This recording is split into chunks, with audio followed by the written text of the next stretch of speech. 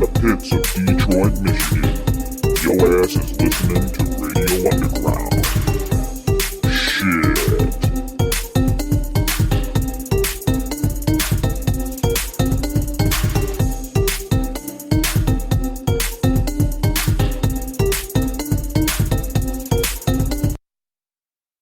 I looked at all the pictures. Radio Underground. We are live. We had the Morgoroth and Deathry in Town face-off, which really wasn't a face-off because they actually missed each other and they'll never admit it. They pussed out. No, they missed. They love each other. I know. They'll never it's admit all, it. They were acting. It's an act. See, I missed out on all that. After last week, we were going to have like the whole chaos thing going on here. Yeah. And then that, well, it wound up being chaos. Well, we had for chaos, sure. all right. It didn't get recorded. We just didn't record any of it. Well, if that chaos that we had would have been a good like band video, like where they fight. Yeah. Right. Yeah. yeah. Like, the Randy Blythe, Mark Morton type. Somebody's yelling at someone. Well, it didn't get that far. We didn't. Nobody threw any. Nobody swung on anyone. What ended up happening? We won't give away names of who did what, but someone acted like Doyle Hargraves and kicked everyone out. Yeah. Someone went full Hargraves. That's awesome. After like the smallest guy in the room tried to challenge the biggest guy in the room to arm wrestling about 5 times, thinking that maybe something might go his way.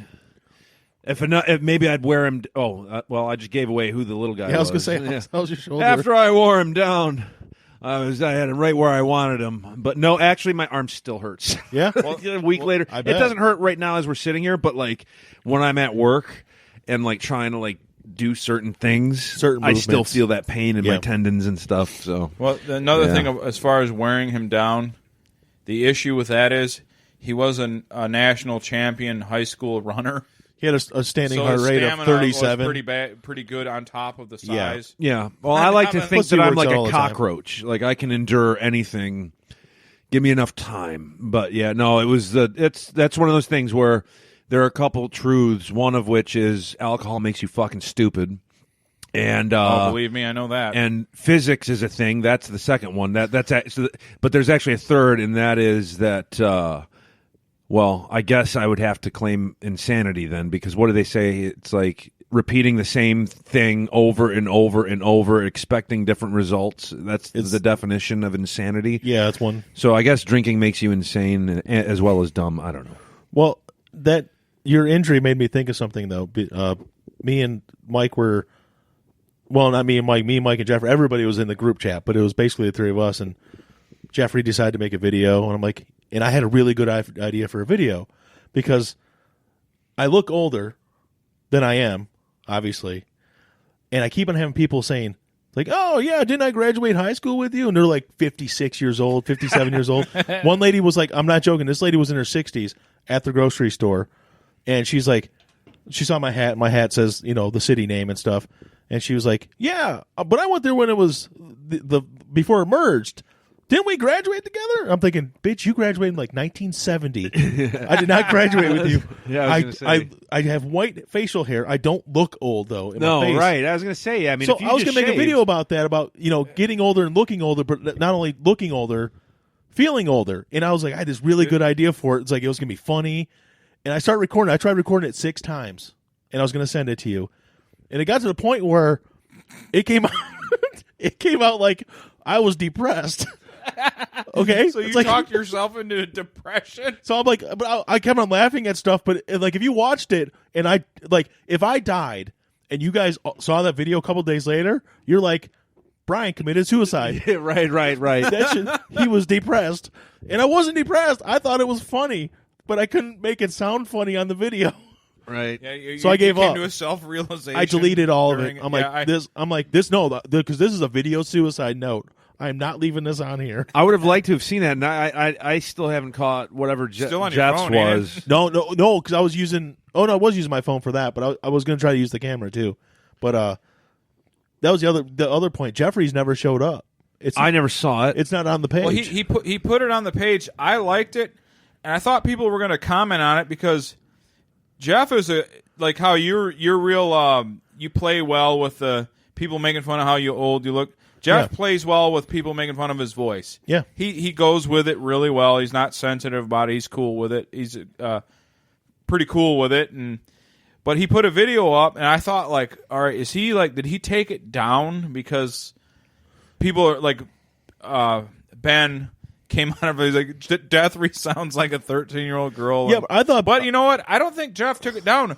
I'm telling you right now, if I look at all my posts, when you do a business page or something on Facebook, it presents different things, even for me, and it's my page. I'm running it, and I'll go through it, and sometimes it's gone, and sometimes it's there. I don't know how they run their actuaries, but it's fucked up. It's really fucked up. Stuff. Some with their algorithm. And then so Jeff, if you're listening, no one's ignoring your video. They're probably not fucking seeing it, dude. Or it could have even been. I mean, I don't know if you would have gotten the notification if it had been removed, but Facebook is really bad with flagging stuff and taking it down because if you drop the wrong word, like, I mean, friends of mine have been taking screenshots of little notifications they get. Yeah. Well, your video was removed, your post was removed for really innocuous shit. I had a post taken down and removed because I said white trash.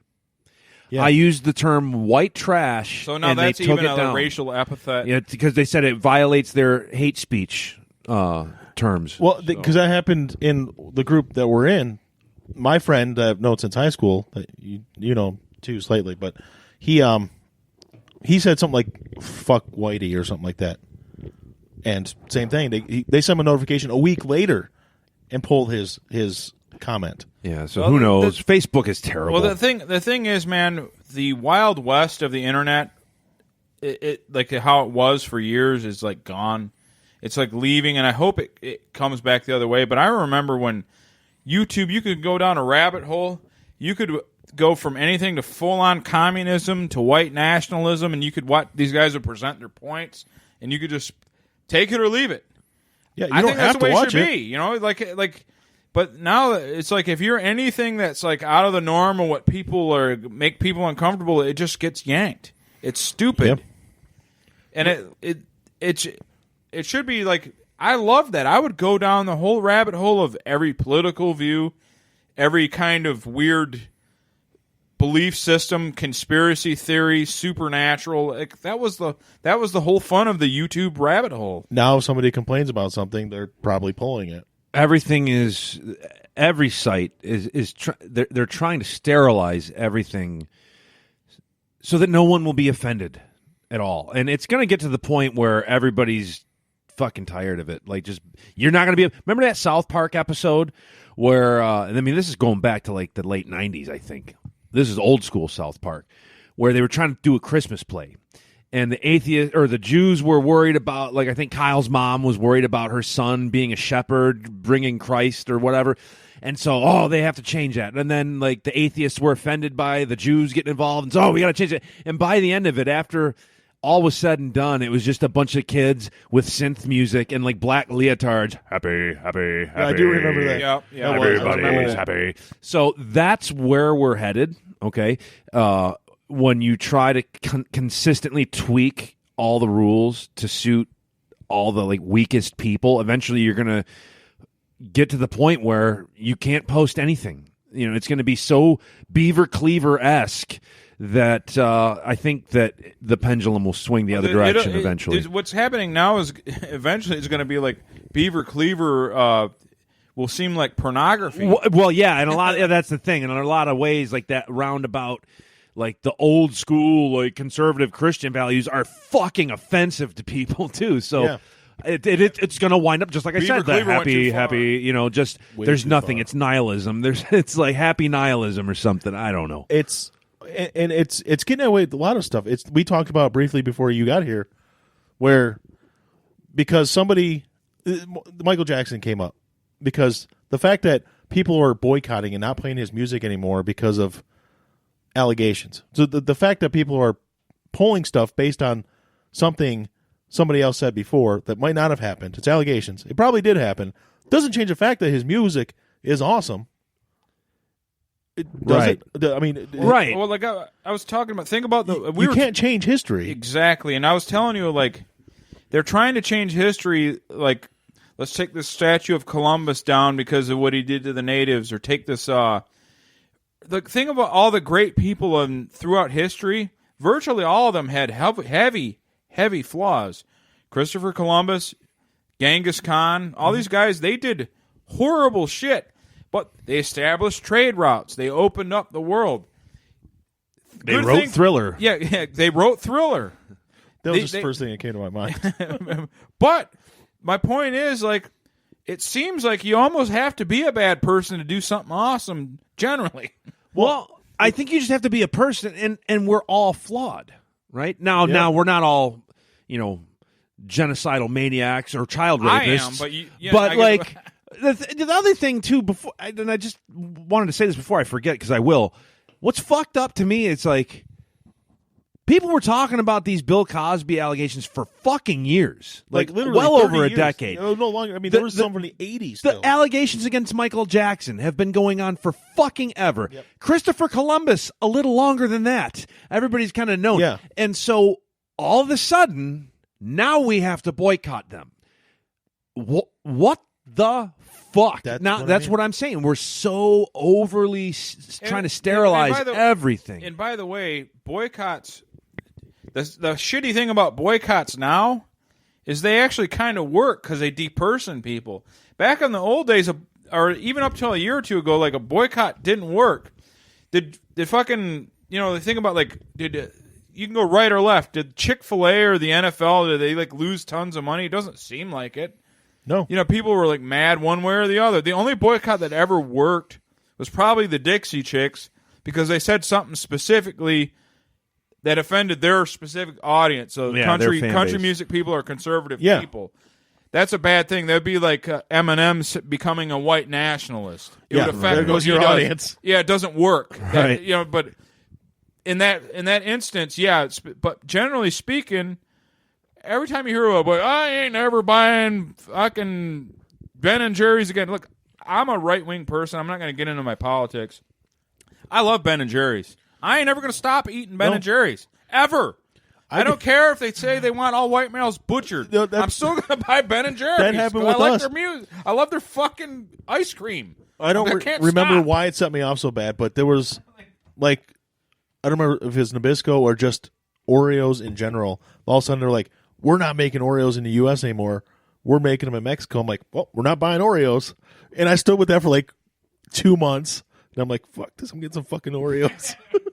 Yeah, I mean, and also, real quick, just to cover my ass, I'm not defending Bill Cosby, Michael Jackson, Christopher Columbus, or any of those they're things. pieces of by shit. the way, Yeah. I'm not saying we should or shouldn't boycott anybody. I don't fucking know. It's just, look, here's the thing. For those of you out there listening, I know that at least one other person in this room is well acquainted with a guy named Varg Vikernes from fucking Burzum, who is a murderer, a racist, all these terrible things. I will fucking blast Burzum until the day I die. I don't give a fuck. It's good. Good music is good music. Varg is your Ben and Jerry's. Yeah. I'm not saying that I'm going to promote child rape. If by listening, I don't think you're promoting child rape if you can get down to Billie Jean. Yeah. I don't think you're promoting white nationalism and murder if you can get down to some sweet black metal. Like you can appreciate art for what it is and recognize the flaws within the creator. Now, some of those flaws are extremely heinous. Of course, if Michael Jackson is guilty of child rape, which I don't know that he is, that's like one of the worst things imaginable alongside murder, which is what Varg is absolutely guilty of. I would maintain it might be worse than murder, honestly. It might, and at least in Varg's murder of some other shitty person or whatever. Yeah, definitely. Michael Jackson's the bigger monster if it's true. Which whatever. Look, some fucking stupid documentary comes out. That's the thing. Here's about documentaries. These Netflix documentaries come out, or not even just the Netflix ones. Michael Moore makes something. Oh, you got to watch this. Oh, you'll learn the facts. It's like, dude, these are all biased perspectives. They're all inherently one-sided. That making a murderer thing that was trying to basically venerate that fucking scumbag who. Yes. Turns out he was a fucking murderer. He was actually a murderer. And it's like you got all these people feeling sorry for this motherfucker because they watched a goddamn documentary. They're not sifting through evidence and going through files and doing their due diligence, and nobody does. If you make a documentary that's unbiased, it's going to be fucking boring. Yeah. So that's why nobody does it. Everything is always one-sided. Well, they've also done studies that people are... You got to get past your bias. You got to see the world objectively. that's what we all should strive to do. But in reality, they found that even high IQ people, like 150 plus genius people, still have They a have bias. personal bias. Bias Absolutely. does not.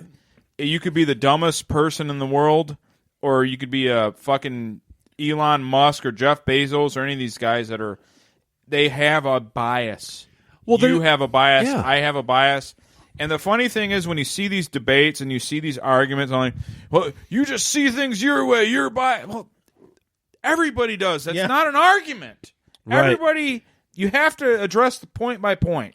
You Well- can't address like, well, you're just some far right fucking lunatic, or you're some. You have to actually debate what they say. Well, there is such a thing as implicit bias, and I've heard a lot of people, I'm not racist, I don't see color, blah, blah, blah. Well, not seeing color and being racist or not being racist, those are two different things. Look, yeah, I'm not a racist, but I see color. Like, Yeah. I know the difference between certain cultures and there are stereotypes, whatever. That There's doesn't one mean man that doesn't see colors sting. right, He's colorblind. right, or literally like Are you Stevie talking Wonder, about right? Woo, Sting or the No, police? the singer Sting. I Okay. think Right. he's colorblind. So, Not Steve Borden. but implicit British. bias exists. A lot of times we don't acknowledge it. I think acknowledging it is helpful. And look, it's like they've done studies where even babies will gravitate more toward, like, if it's a black baby, it'll gravitate more toward a black mother, or it's vice versa, a white baby, because it's like familiarity that's kind of Yeah. just programmed into us. So that's not to say that baby is going to grow up and hate white people or anything like that. Not at all.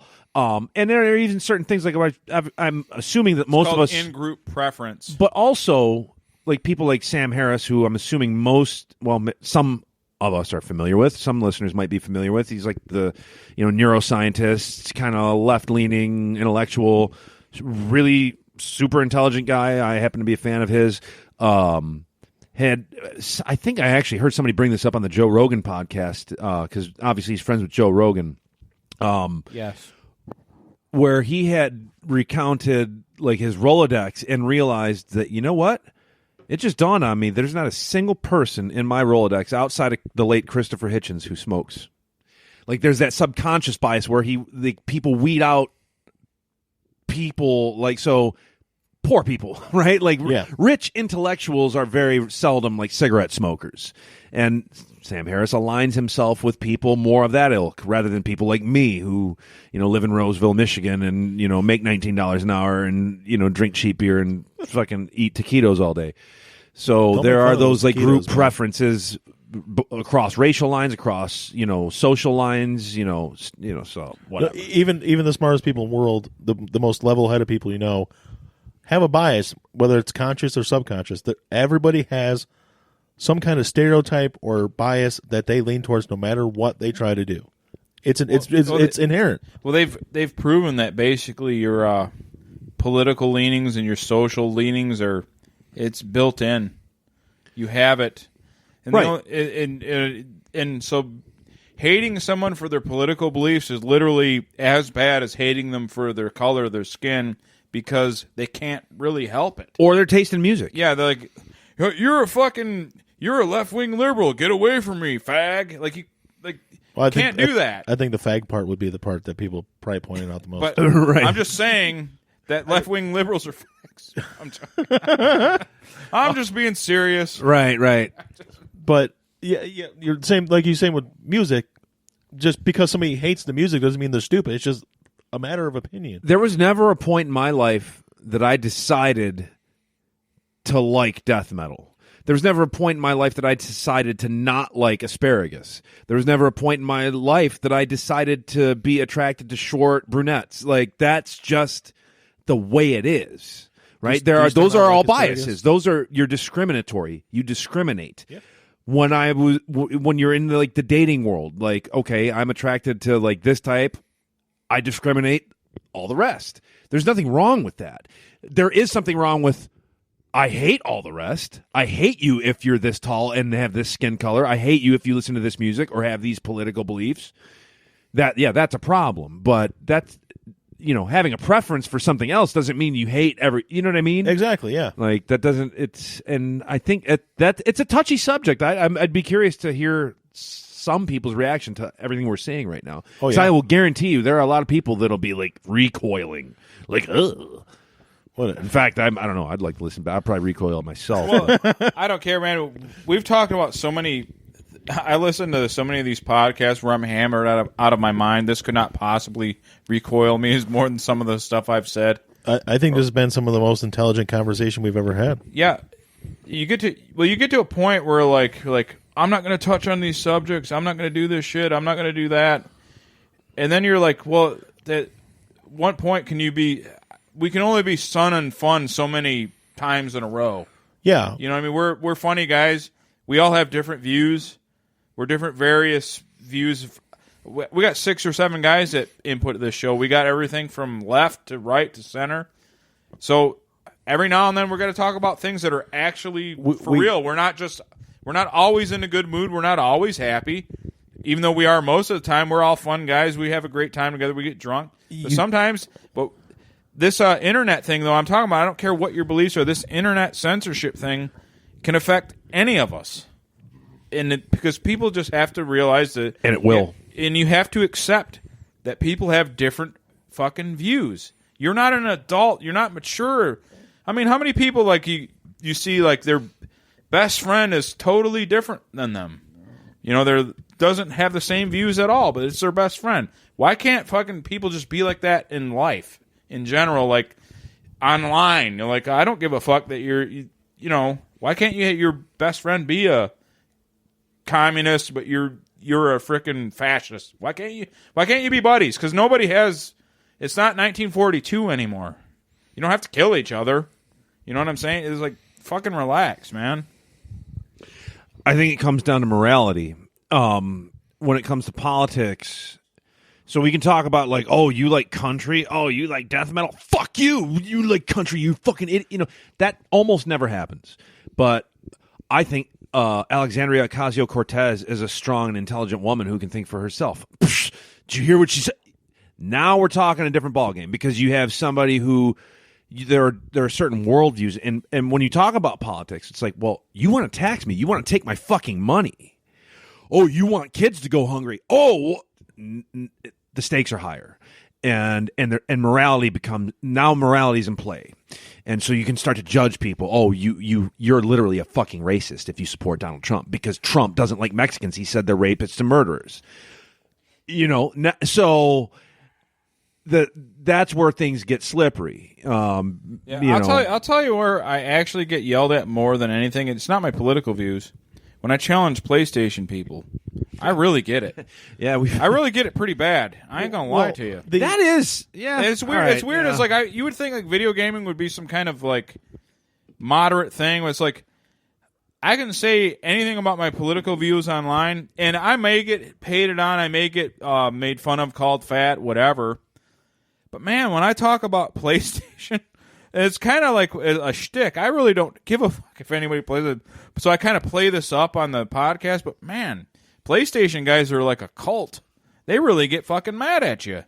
They're like, and my theory is that the ones that act that way are They used to play on Xbox, and then they got mad, and then they went to PS4, and now they're mad that you're still there.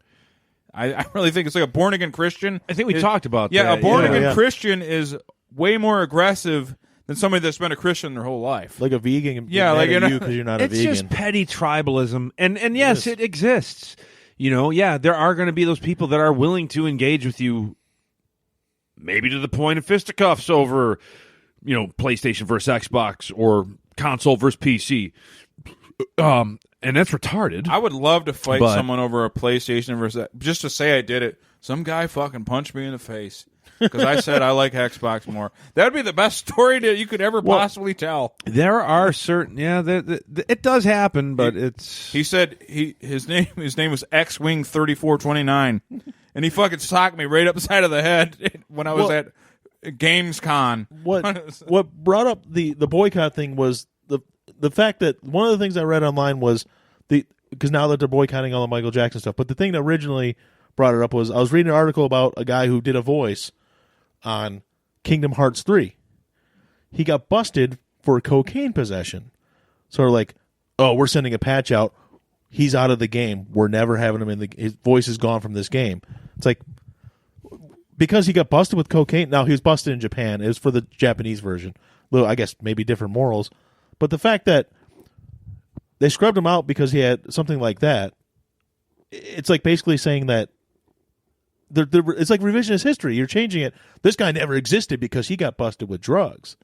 It just didn't make sense. Or Michael Jackson. Retarded. Michael Jackson, may or may not have diddled little kids. Doesn't change the fact that he still did what he did. Because if you like his music, doesn't mean you like people that diddle little kids. It doesn't make sense to me. This scrubbing of history. Yeah. The only thing I'll say about this, I think this is all. It's destined to end. It can't. God, I hope so. I hope so. It can't go on forever and ever and ever.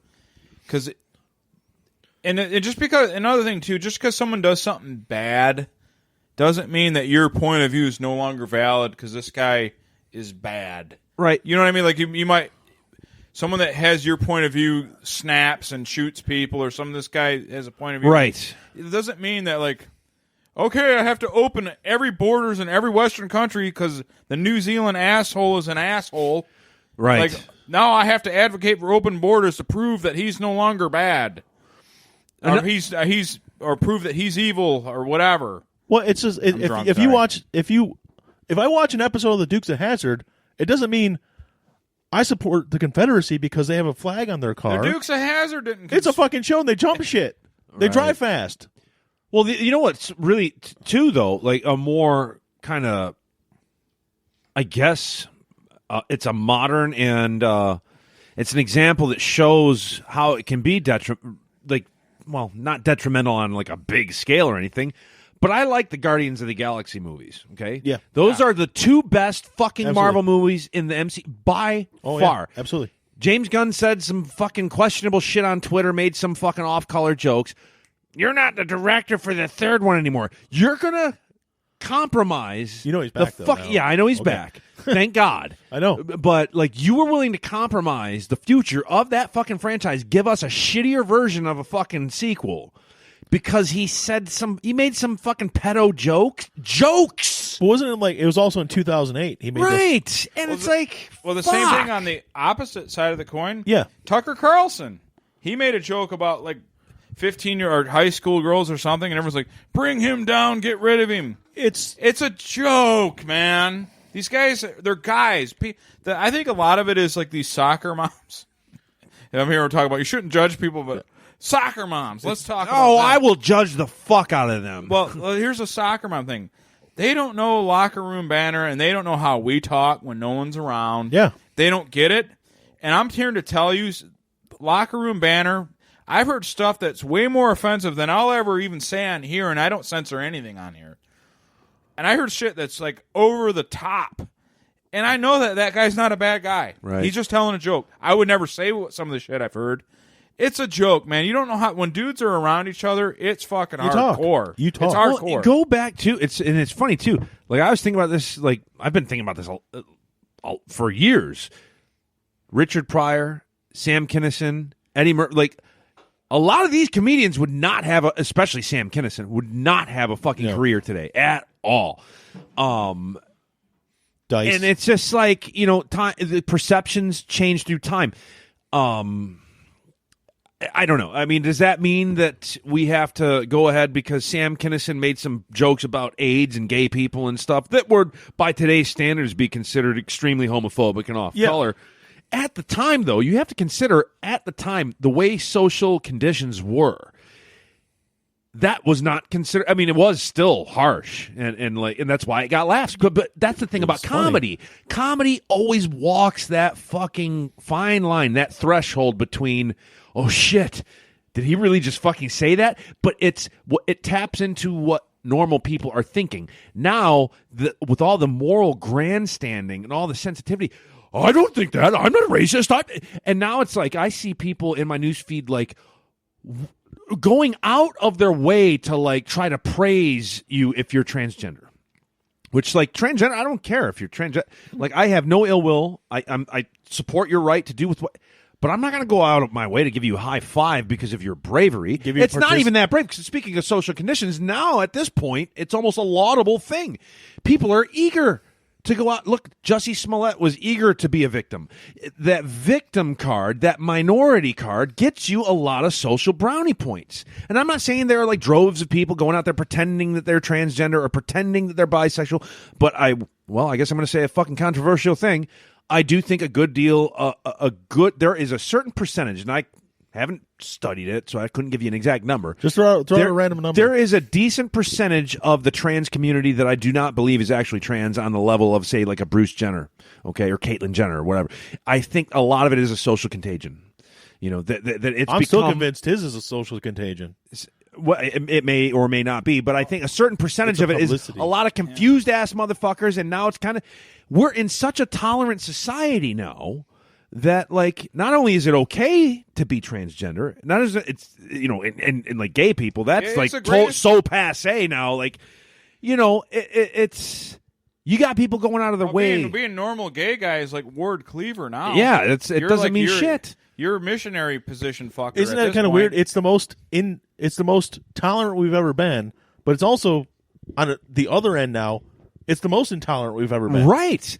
It's and insane. That's the thing. Like, look, I support your I don't know how many people know who Blair White is. Theron Meyer. There are plenty of trans like entertainers, YouTubers, and stuff that I follow, and I'm a huge fan of. Like, I really like Blair White's actually, ironically enough, is pretty far to the right of center, and she's a trans woman. Dude, Theron Meyer makes me doubt myself. Right. Honestly, Blair White actually makes me doubt myself. Theron White looks like. I like the dark. I always like the thing about women. I like the dark hair, like the jet black hair with the blue eye contrast, and this Theron Meyer trans person has that look bad. Yeah. Or good. I'm going to have to look depending these on people what up. you're I have into. no idea who those two people are. Well, so my point is, well, actually, I forgot what my point was. We're at a stage in society where it's you don't look. Okay, so for the sake of example, like I don't know, I think Theron Meyer is actually pretty kind of swinging to the left of a lot of the political like beliefs these days. It doesn't matter, but Blair White is definitely more of like one of these almost like an anti SJW type. So she attracts a lot of like the right wing type folks, right? How fucked up is that? I mean, look, you have a trans woman who is able to amass an audience of a fan base of kind of right of center people. That kind of disproves the left wing theory that like if you're right wing, you're fucking inherently bigoted. You're a transphobe, you're a homophobe, you're a racist. And so I guess trying to make a 180 back to where I was initially trying to go with this is that step outside, take a couple steps back out of your own perspective for a moment. Yeah, I understand that you think as a liberal, or I don't even want to say liberal, as like a left-leaning person, you might think that anybody who voted for Donald Trump must be racist, right? If you're a right-winger, you must think that anybody who's a fan of AOC or Nancy Pelosi must be a fucking communist or a lunatic. Just take a couple steps back and think maybe there's something you're missing, okay? Maybe you're wrong, and just have a fucking conversation. You know that are you familiar with what's that chick's name? She like big time feminist SJW. Shit. Sarkeesian? No, not her. Lacey Green. Lacey Green was she's like got gorgeous tits. Was like a big time like she does like third wave feminist. I can't believe you. Big time social justice warrior, and wound up having a debate, and I don't know if they're still dating, but wound up dating a guy named Chris Ray Gunn. Both of them are YouTubers.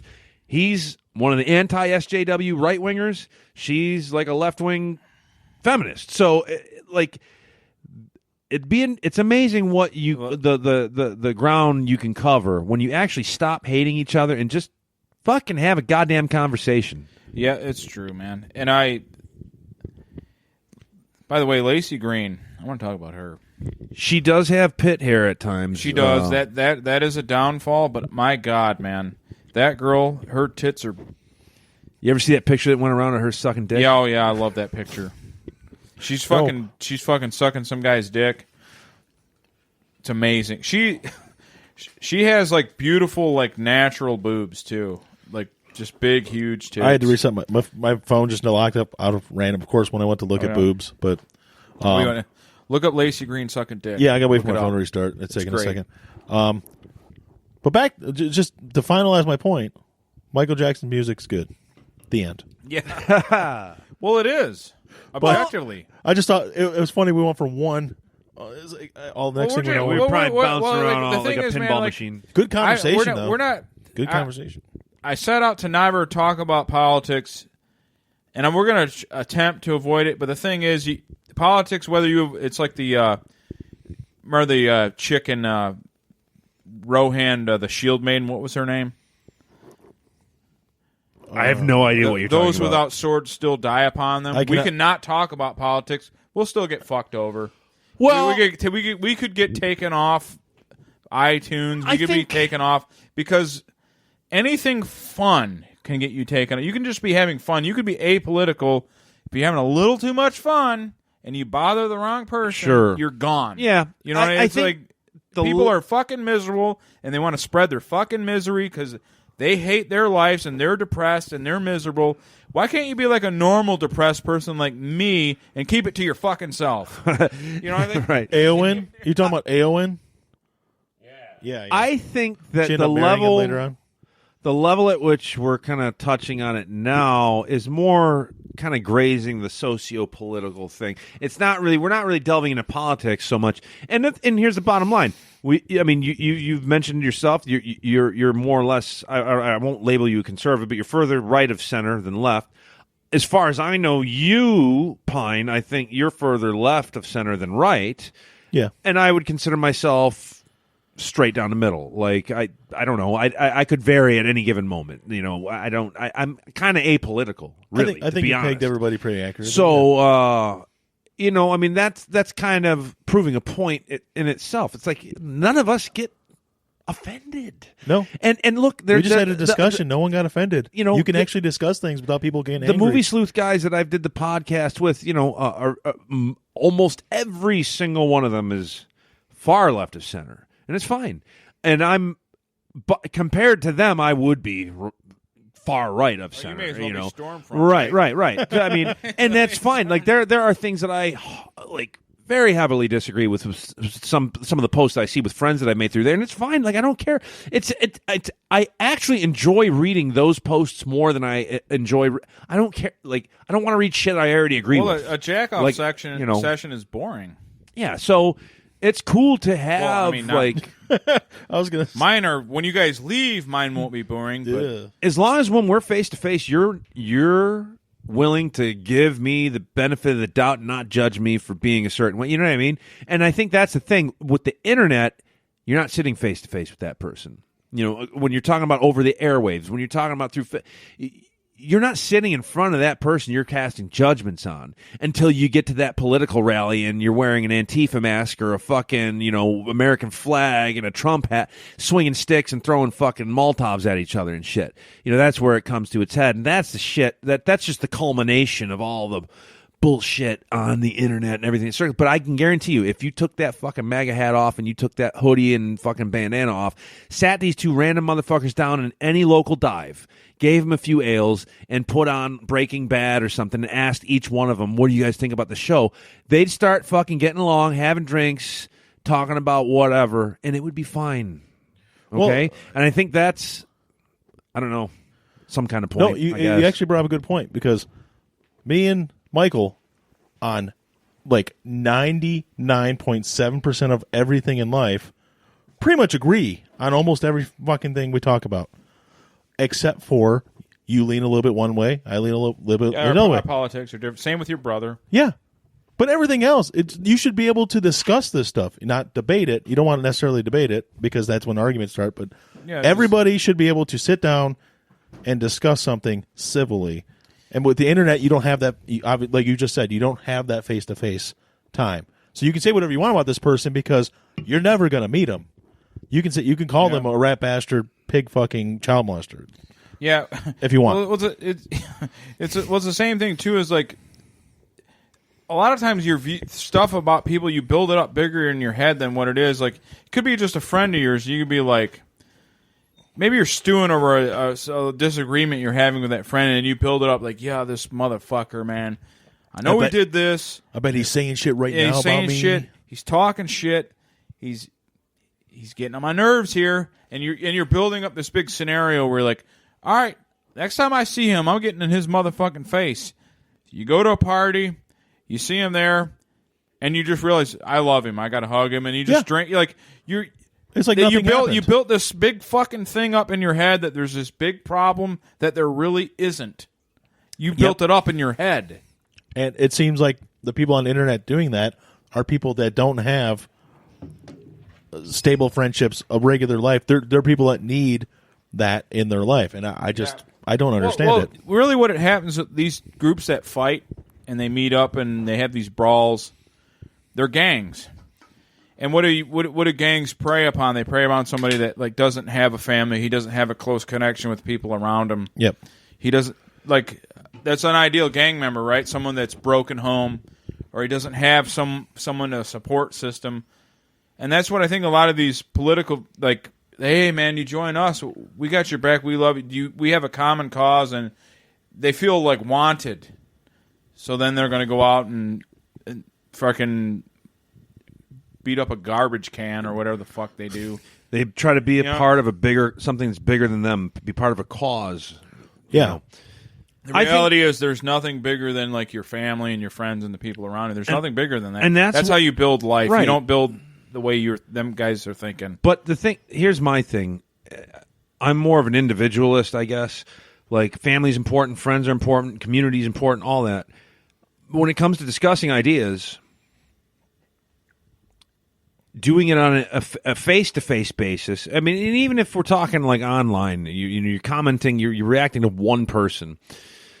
They're reacting back to you, but you're really not. You're reacting against an ideology, or you're reacting against an idea of this other person that you have in your head, this avatar, whatever it is, and you think you've got them figured out. You're labeling them right off the fly. Oh, this is some fucking liberal fucking libtard. Oh, this is some fucking MAGA fucking Nazi, whatever. You've already got them figured out. You've made your decision. They're a piece of shit. Their ideas suck, and they're fucking more. And you're right.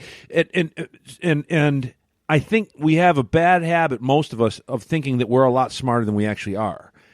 I think that we all think that I'm as good as I believe I am. That we know more than we do. Follow your heart.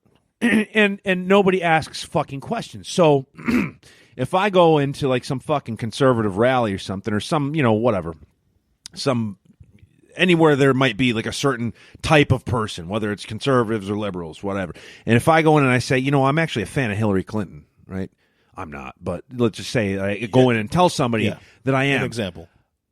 What are the odds that they're going to be like, fuck you, you mean fucking Hillary, the fucking, socialist, whatever, versus, well, why are you a fan of Hillary? What about her do you like? What are the odds that A or B happens? You know what I mean? A's going to fucking happen 9 times out of fucking 9. Okay? Yeah. It's almost never do we look at a Facebook comment or a YouTube comment and go, all right, that's weird. Well, like, so why do you think AOC's Green New Deal is actually going to work? I really want to know. And be genuine about it, not thinking of, I'm luring them into some trap to where I can kind of get a gotcha on them, right? Well, what about Tucker Carlson's argument do you think is sound? You know what I mean? Like, nobody fucking says that. Oh, you like fucking Ben Shapiro? You're a fucking idiot. Oh, you like AOC? She's a fucking communist. You're a fucking idiot. That's all it is. It's pissing matches because you've already got the other side figured out. You're not asking questions, which means you're not learning anything. And in fact, you're probably the fucking moron. Which goes back to the original point that we all automatically have some kind of bias. Exactly. I have a good point. I like how you came full I'm circle. right wing, but I have a unpopular opinion for my kind. I really want to make out with AOC. Well, I don't think it's an unpopular opinion. It's a suppressed opinion that people try to deny. She's objectively attractive and endearing. I want to make out that with Boston her. College dance video. Yeah, Yeah. I want to go up on that roof where she's dancing like that, and I want to take her, and I want to do a salsa with her, and I want to tell her that we're not all that bad, and I want to just whisk her away, and our faces slowly close together as our lips meet.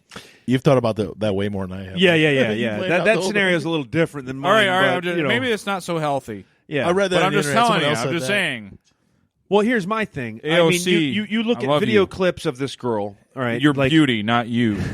you can look at fucking any length of YouTube clips. I'm the boss. You fucking try, and it's like, oh, look at you, you fucking dumb, egotistical cunt. And she might be. I don't fucking know.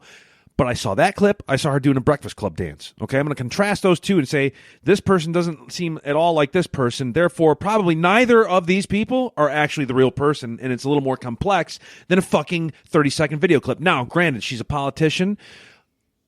You know, when it comes to these people, they've spent a lot of time in front of camera. We get to hear them a lot. But they're also at work. They're doing their job.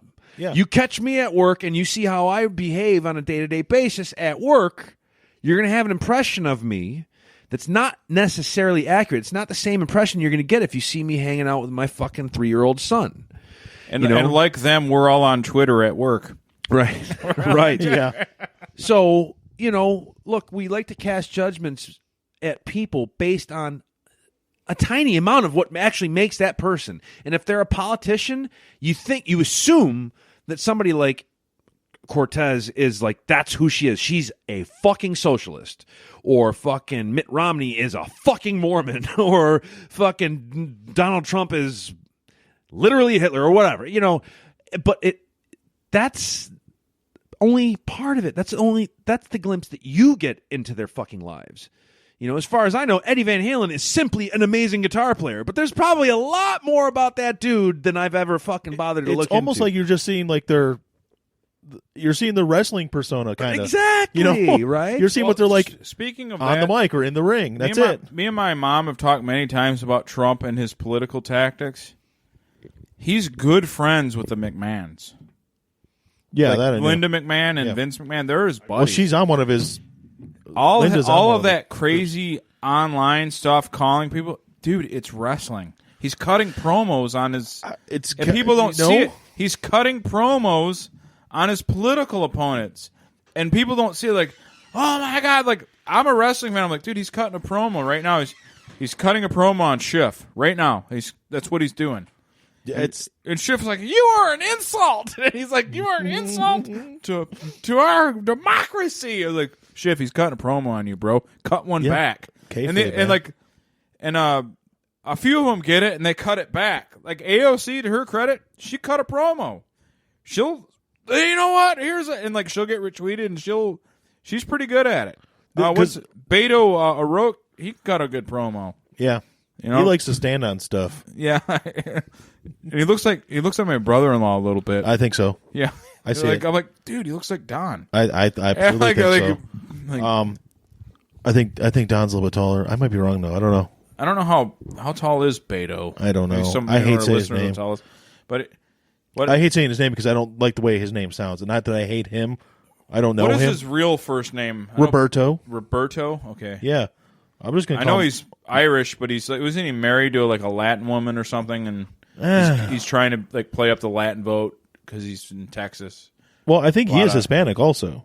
Is he? I don't know. Man, I don't. I don't know enough about him to comment it. I just know that he's. I'm sorry, it's not Roberto. It's just Robert. I swear to God, I read Roberto one time. But yeah, Trump cuts a hell of a promo, man. And Yeah, and that's all you can they're like him or doing. not, that he's cutting promos Because it sounds stupid, but these people are put in office by us. But they also have to keep your support, so they're going to do whatever they can to keep you in it, to sell you on it. You're absolutely right. They're cutting promos because they want to keep you supporting them. Yeah, That's all they're doing. if Trump was a milquetoast, like conservative guy that like, hey, how's it going, everybody? I just want you to. He would already have been impeached. He would not get reelected. He would be bad. Think of the last 3 Republican candidates that did not win the presidency. Yeah, they were lame milquetoast. I mean, John McCain had some good stories, obviously. Well, he's a war hero. But the only reason Bush probably won is because who he was running against was more milquetoast than he was. Yeah. Al Gore. Yeah, and then why did Obama win? Great speaking voice. The guy sounded like the guy you want to narrate the story of your fucking life. He's running against one of the whitest white people, the most milquetoast people you ever see. Yeah. Then the second time he won up against Mitt Romney. It's the same thing. Yeah, it's or the voice. When Clinton in '96 ran up against Bob Dole, milquetoast against this young exciting guy who sleeps around, whatever he did. But that's the thing, though. They're boring. So, like you said, Trump basically is doing his wrestling persona, and that helped him out because Hillary's boring as shit, and she's Satan. Yeah. look at Obama, great public speaker. That's why he won. Yeah, fantastic. I don't agree with Obama on anything, but man, he could cut like a good, not a promo, just a great public speaker. When I heard his booming voice, I'm like, oh shit, this guy's probably gonna win. He did it without a megaphone too. No, he didn't. But he's got a big booming voice. I remember the first time I saw Barack Obama it was on one of those late night shows. I can't remember if it was like Conan O'Brien or David Letterman or which one it was. He was a senator at the time, and I think he was it was at the beginning of his campaign. Like nobody really knew who he was. Yeah. And immediately I was like, this guy's a shoo-in. He's he's in the right place at the right time. He's got a real casual way of speaking. He's got an endearing quality. People are going to identify, and he came off affable, like likable, and it worked. And with Trump, it's certainly not that. He's nowhere near as articulate. It's not that likable, affable guy. But what Trump does, in my estimation, like for years, I've been waiting for. I just want to hear, and I'm most of his fans will say the same thing. He says shit that like I would say, right? Like he'll drop an F-bomb. He'll say yesterday. Yeah. He'll Actually say shit that like in Grand Rapids, the rally in Grand Rapids, correct? Whether it's genuine or not, to a lot of people it comes off as genuine because it sounds like more how I talk. None of this fucking, well, you get Hillary Clinton and Mitt Romney and John McCain and these fucking They're people. boring people. They're fucking.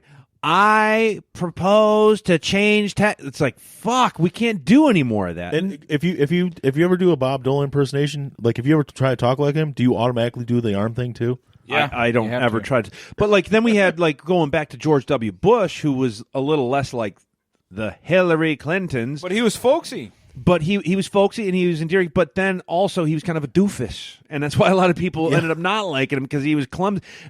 Fool me once.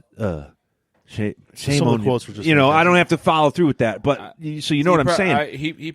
I voted for him, but he's probably the worst public speaker ever. Terrible, but that's most people too. By the way, most people are kind of like that now. But it didn't come off quite as phony as maybe like a Mitt Romney or disingenuous. But by the time we got done with 8 years of Bush, then we had this guy who was really articulate, came off real fucking sharp, an excellent fucking public speaker who people could identify with in Barack Obama. Then after 8 years of that, we have you go to China and you say, we're going to fucking tax you motherfuckers 25. This fucking wrestling character like that. So the pendulum keeps swinging, and it just at this point seems like it keeps swinging harder and harder. Now you got AOC. A lot of people are a fan of her. She's saying ridiculous shit, but she's identifying with people. She's young, I tell everybody this. Everybody's like, that bitch is dumb. She's a socialist. I'm like, listen, dude. Don't get your hopes up. She's not going anywhere. No, I don't think she's dumb. She's got people that love her. I think she's. I think she's crazy. I do think she's a little bit crazy, but I don't. Doesn't matter. But I don't think she's stupid at all. No, she knows exactly what she's doing. I think she's an ideologue. I don't think she's stupid in some respects, but not. I mean, she's educated enough. Yeah. I don't know how long. Everybody always makes fun of how stupid all these people are. But you're up there in public, and like anything you can get pinned with something. I've only known that there's only one guy in public office, and I forgot the guy's fucking name that I would consider stupid. And he was the guy. He was a senator, I believe, and he was up there, and he's like, "I'm worried about." He's talking about Guam, the island of Guam. Okay, you know we have Marines there. He's like, if we keep this is an elected official. I don't know if he's in Congress or Senate, but look it up, Guam. He says, I don't know if we keep sending too many Marines there, the island will tip over from the weight.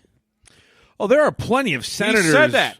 He said, but no, to actually say that on a mic, like, and he wasn't kidding, and he wasn't I believe this it. isn't like a climate change denier or opposer or whatever. Where you like, it's kind of subjective, like where he's like, not. This guy thought that Guam will tip over. You know, like it was Hank Johnson. Hank Johnson was from Georgia, right? That's where he's from. Yeah, from Georgia. Hank Johnson from Georgia said he was concerned about too many Marines being sent on Guam and tipping it over. He also compared Jewish Israeli settlers to termites. So there you he's go. doing really well for himself. All right. I don't think he's in office anymore. Right, No. yeah, For some reason. You know, look, there are plenty of senators and congressmen. I'm actually going to do a documentary on that fucking guy. Just follow him around. Like, there are plenty of politicians that are elected officials that, you know, are like some of the dumbest people on earth, because you don't get those positions necessarily by virtue of your intellect. well, in some districts, it's just it's like you said, it's by chance. Like no one's willing to run. Like people, the fear of public speaking for most people is greater than the fear of death. They did like studies. More people fear death than public speaking. Well, even so, basically, if you're willing to get up there and do it in some districts, not all, but some, you'll get the job just because you're fucking willing to do it. Well, even AOC, for example, like, you know, she's a representative from New York, and as far as I know, I could be wrong about this, but wasn't that one of the lowest voter turnouts in history? Like, she won by a landslide, but like almost no one showed up to vote at all. So it was just like they were just so disenfranchised with the other candidate. Now I could be way off about that. And it's also New York's kind of blue. So, but you know, look, who wants to run? What's your competition? I mean, there are plenty of fucking dipshits out there that are fucking sitting in the fucking House of Representatives, sitting in Congress that just can barely do basic math. You know, they're out there, and you know, a lot of people. You know, the Joe Blows like us, there are plenty of us sitting around, and I'm not saying it's anyone in this room, but there are plenty of average, quote-unquote, folks that I know that are probably sitting around with an IQ of at least 130, 135. You know, there are plenty of super intelligent, average folks. You know, just because you're a politician doesn't necessarily make you any smarter or better than anyone else. I don't know where I'm going with this. I'm just kind of...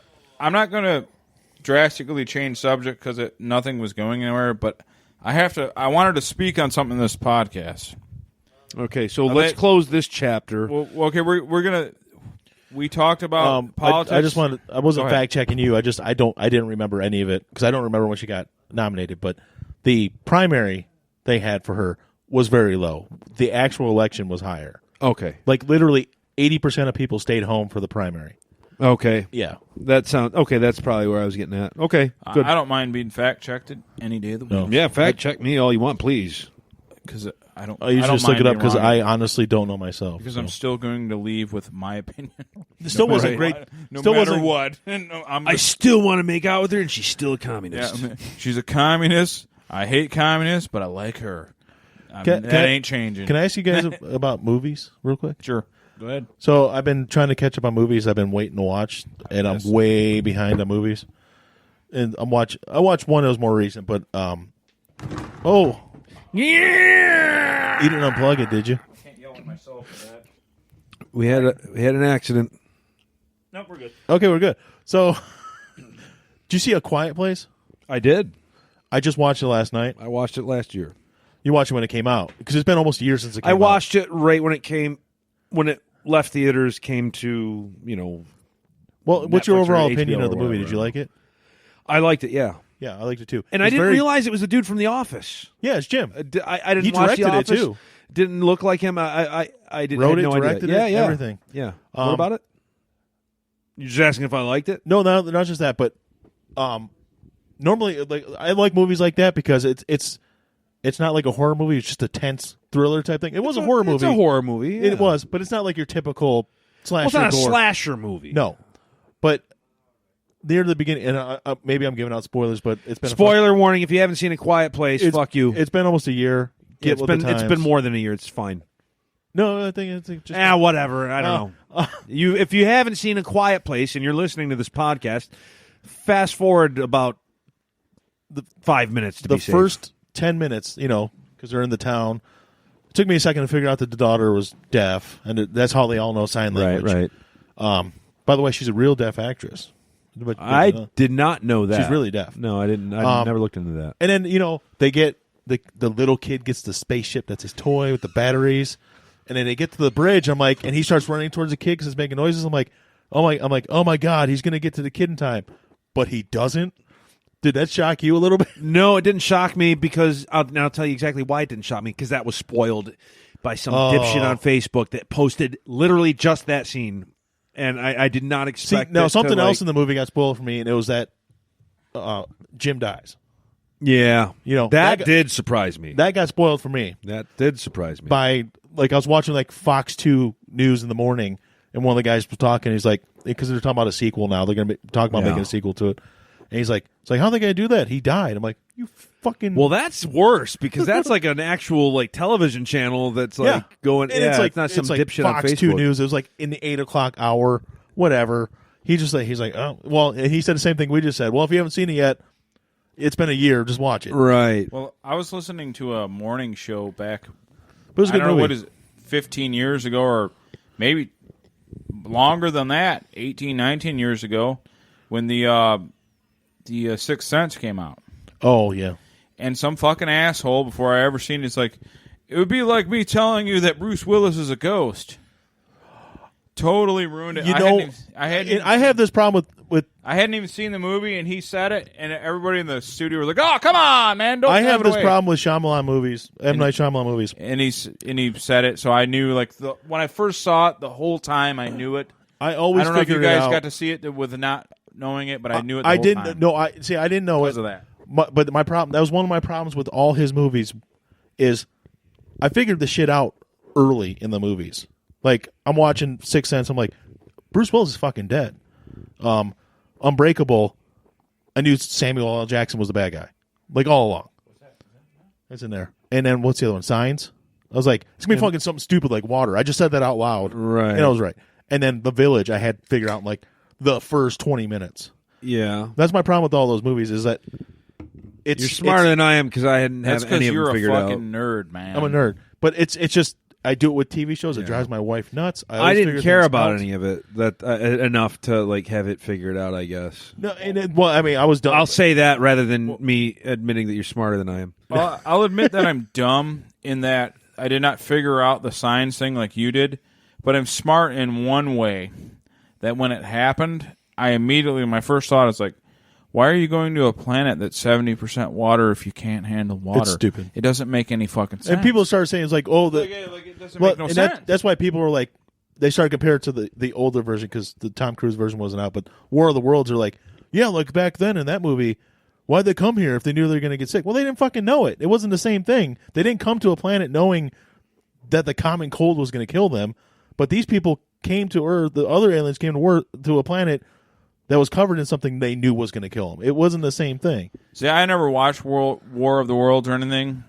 So basically, you could just have any hot stripper make out with the aliens and This is what happened after a week of that would be what. and the Spielberg version is probably a little bit more easier to follow, but with Tom Cruise. But it's basically they came here, they were fucking shit up, and then they realized that they had no immunity to any of our diseases. So the common cold killed all the aliens. That was it. Yeah, so That's not the same thing, though. So aliens who can figure out how to do multi fucking light year travel and all that would never think we might not be immune to things that they are immune Well, to. and they weren't breathing our air; they were breathing whatever they had in their, because they were always in the walking robots and stuff. But they were. I remember being like 8 years old. They were knowing about like, well, if we go somewhere else, we could get their disease. Like, it's just weird to me. Like, to me, that made more sense that they would die from that than the fucking science aliens. the water. The water. No, the water. Yeah, because they would have their own scientists and geologists. Like we can't go this place because it has rivers of flowing sulfur, and it just ain't no good for us to be going to a place where there's a lot of sulfur. But they came to where there's water. Yeah, and without, I'm going to spoil more of it. You're never going to watch it, but A Quiet Place is, they do everything based on sound. That's why no one talks, because they can't see you. They hear you. Any noise you make from miles and miles and miles away, they hear, and that's how they get you. That's how their hearing works.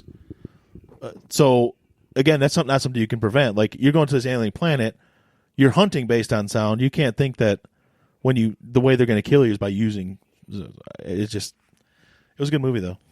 Right. Well, I would argue that the science aliens coming to Earth, yes, the planet is like 70 or 80 or whatever the fuck percent is water, right? Yeah.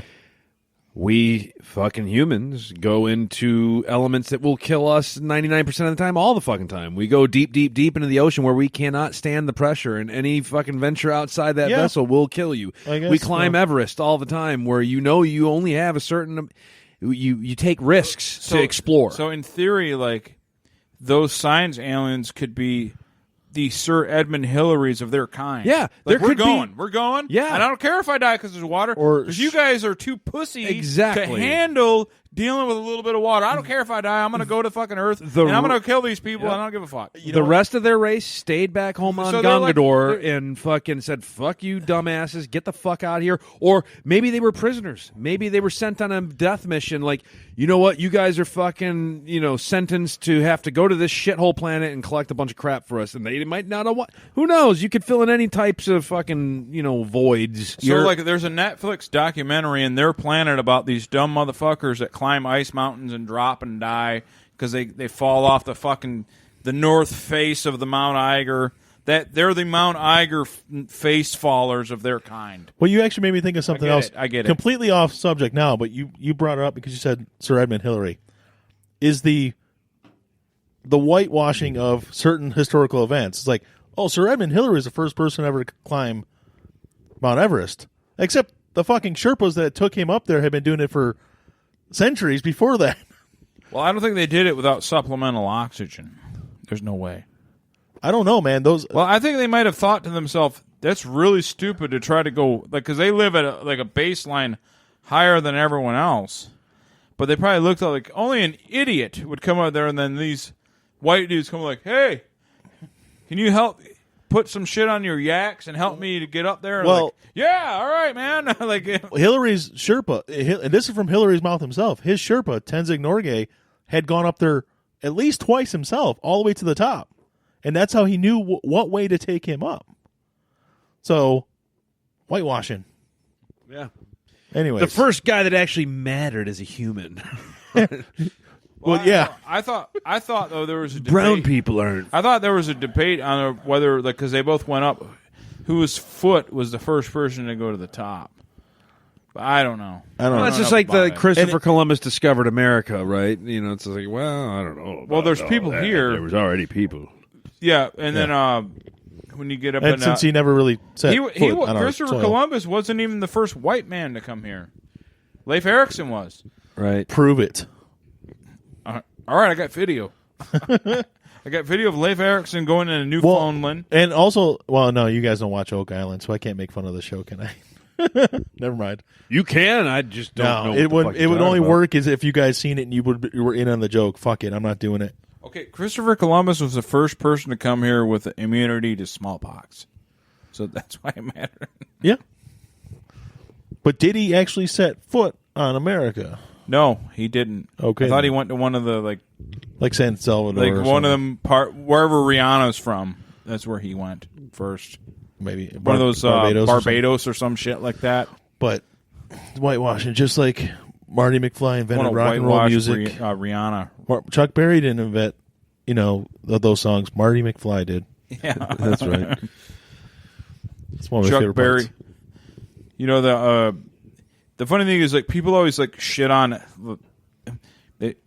It's like well, if it wasn't for the African Americans, there wouldn't be rock and roll. One guy says like, well, how many great songs are from Africa?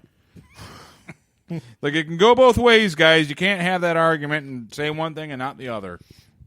Well, how many? How about we were all here put together in this weird, in this weird thing of all of us, the poor whites and the poor blacks in Mississippi, hanging out together, and then there was some fights, and then there was rock and roll. That's my opinion.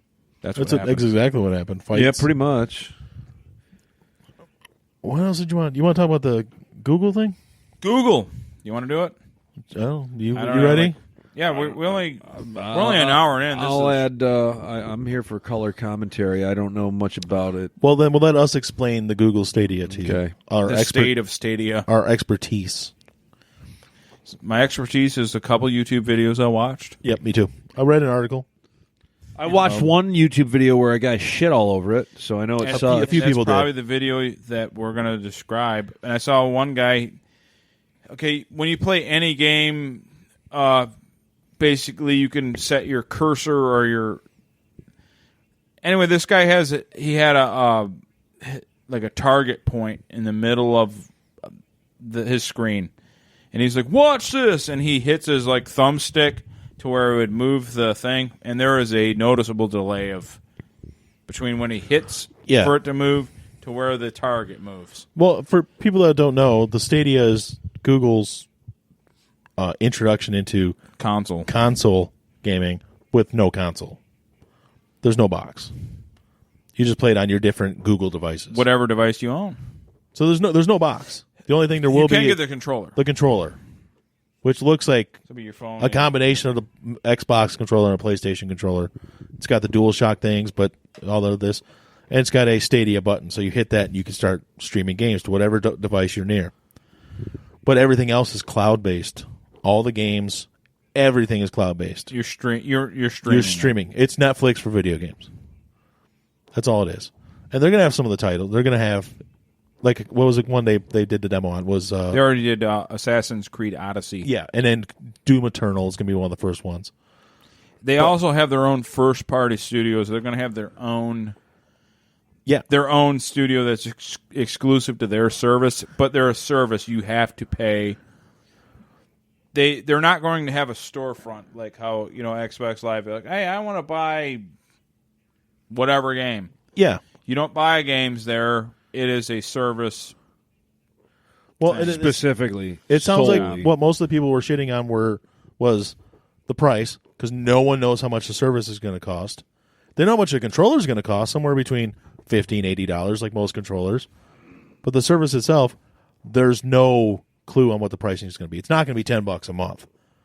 There's no way, because how can they give it away for $10 a month when you're streaming all these games? You're streaming all these $60 games a month for $10 a month? No, it ain't happening. No, because they're getting like legit as it comes out type games. Yeah.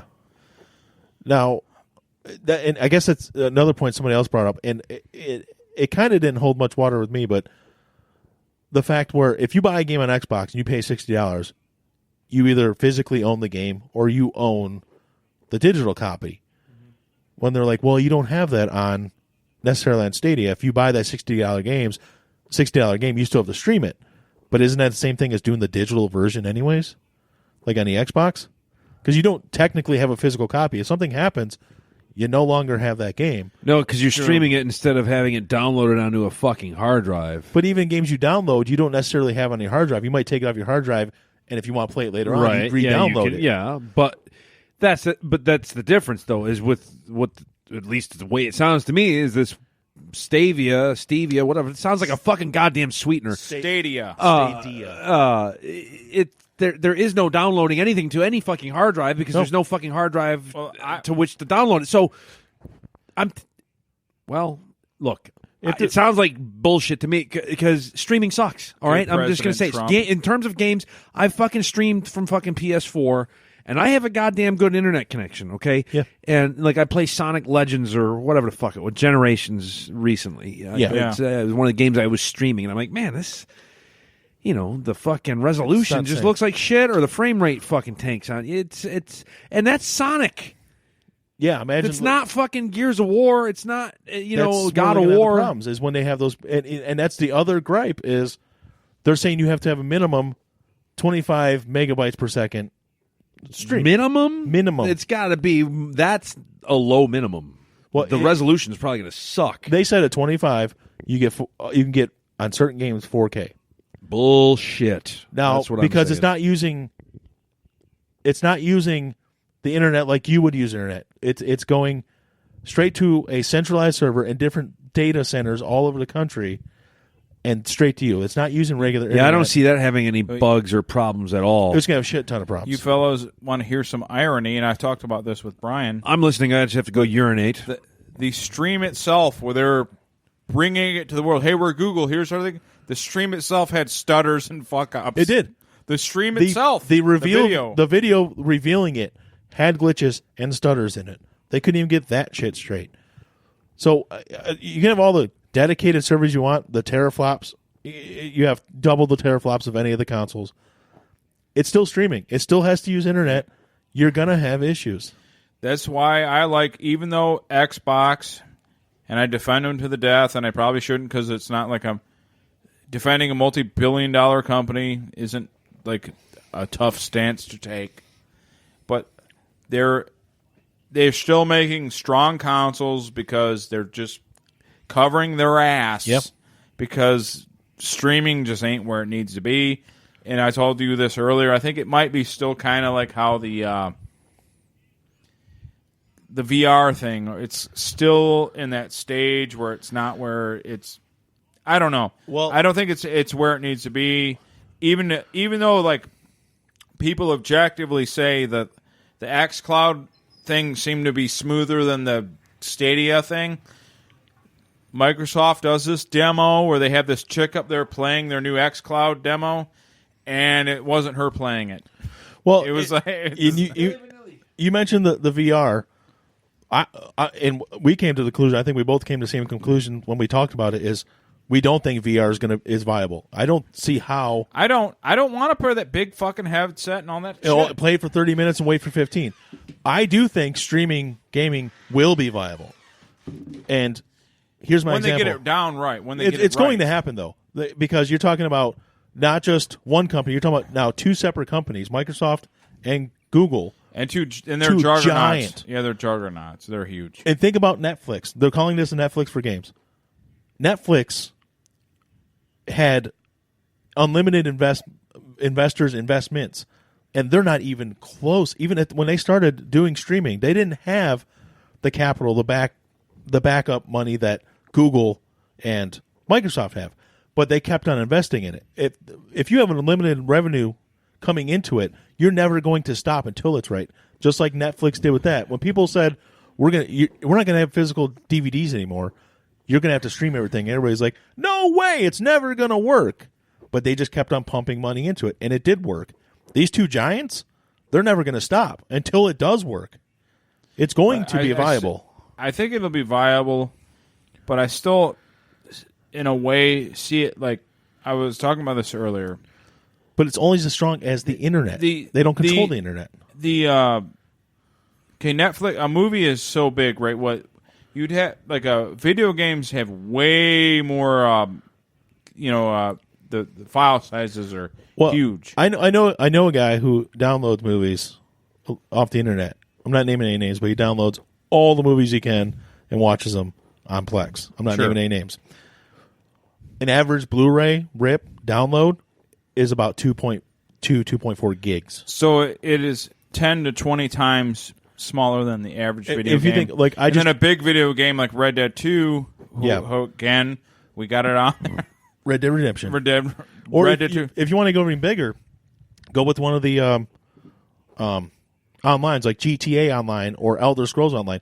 Elder Scrolls Online is like 100 gigabytes. Yeah, it's massive, huge. So that's going to be the. But besides the size of the game itself, it's information that you send.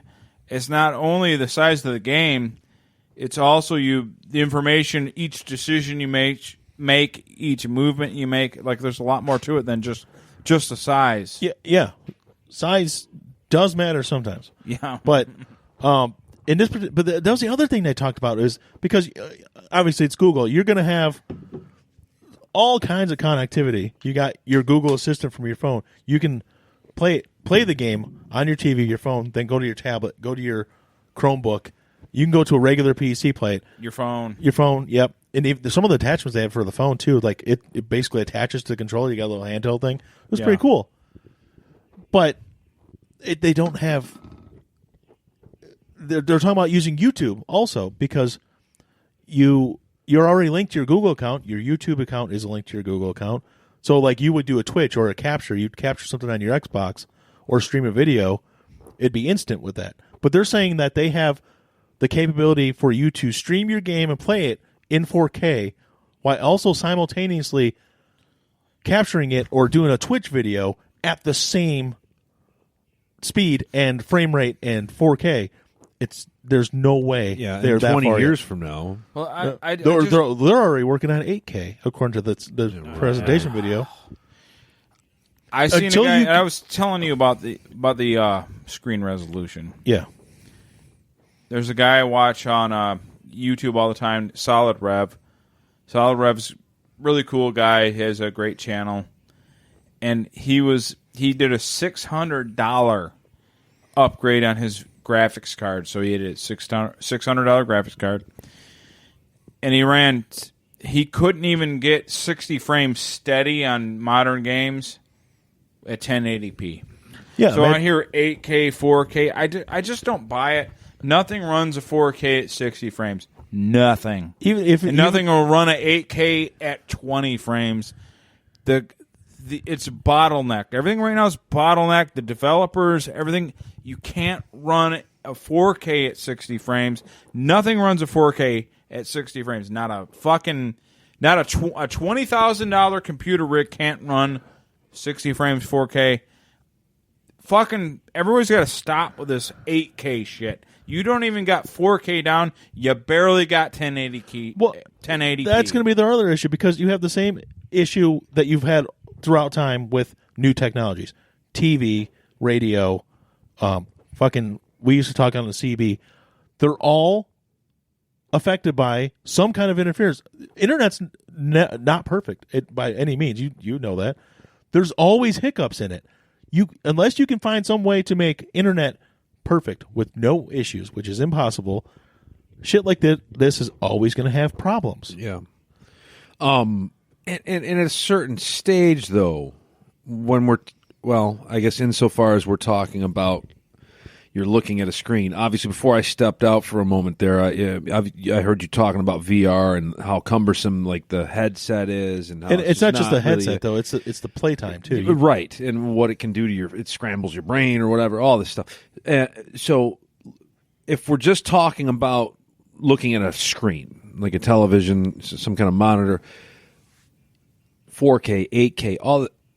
How small can you make pixels? Like, how many pixels can you fit on a screen? At some point, and here's the thing. You can keep going. It's math. So you can keep going smaller and smaller and smaller, higher resolution. But at a certain point, it doesn't matter because the human eye, the human anatomy, biology comes into play at a certain point, and it doesn't fucking matter. I will still argue today. I see people, given my profession, I go into different people's houses every day, and I look at their fucking TVs, and I look at their computers, and I look at all these things. I see them playing video games. I see them watching movies, Blu-rays, whatever.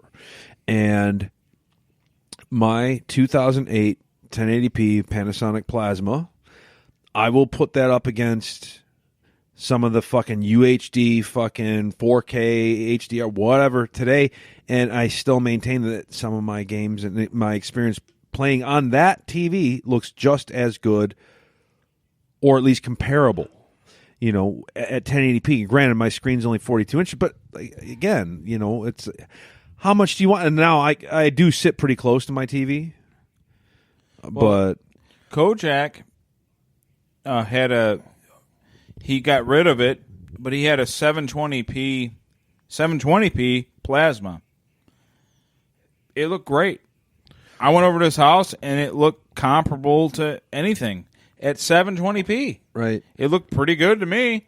Well, I didn't see a problem with it. It looked great. You brought up a bunch of points that we actually brought up off the air before you got here. Was the human eye? You can't.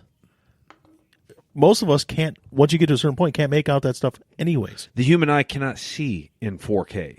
well, That's why a lot of it looks so alien. Even like fucking full HD, 1080p. Even a lot of just like regular height, it starts to look alien at some point Yeah. because it's Or it looks like almost like a shitty camcorder, like an old RCA camcorder. Like, Yeah. whoa! Look. And then you look at like a YouTube video of someone that is that Ultra HD thing, and then you're looking at their arm, and you can see all their skin imperfections. you can see the pores in their that nose you would, and shit. Look, you would never see that if you were like sitting. Like, Here's- I'm looking at you right now. I can't see your skin issues.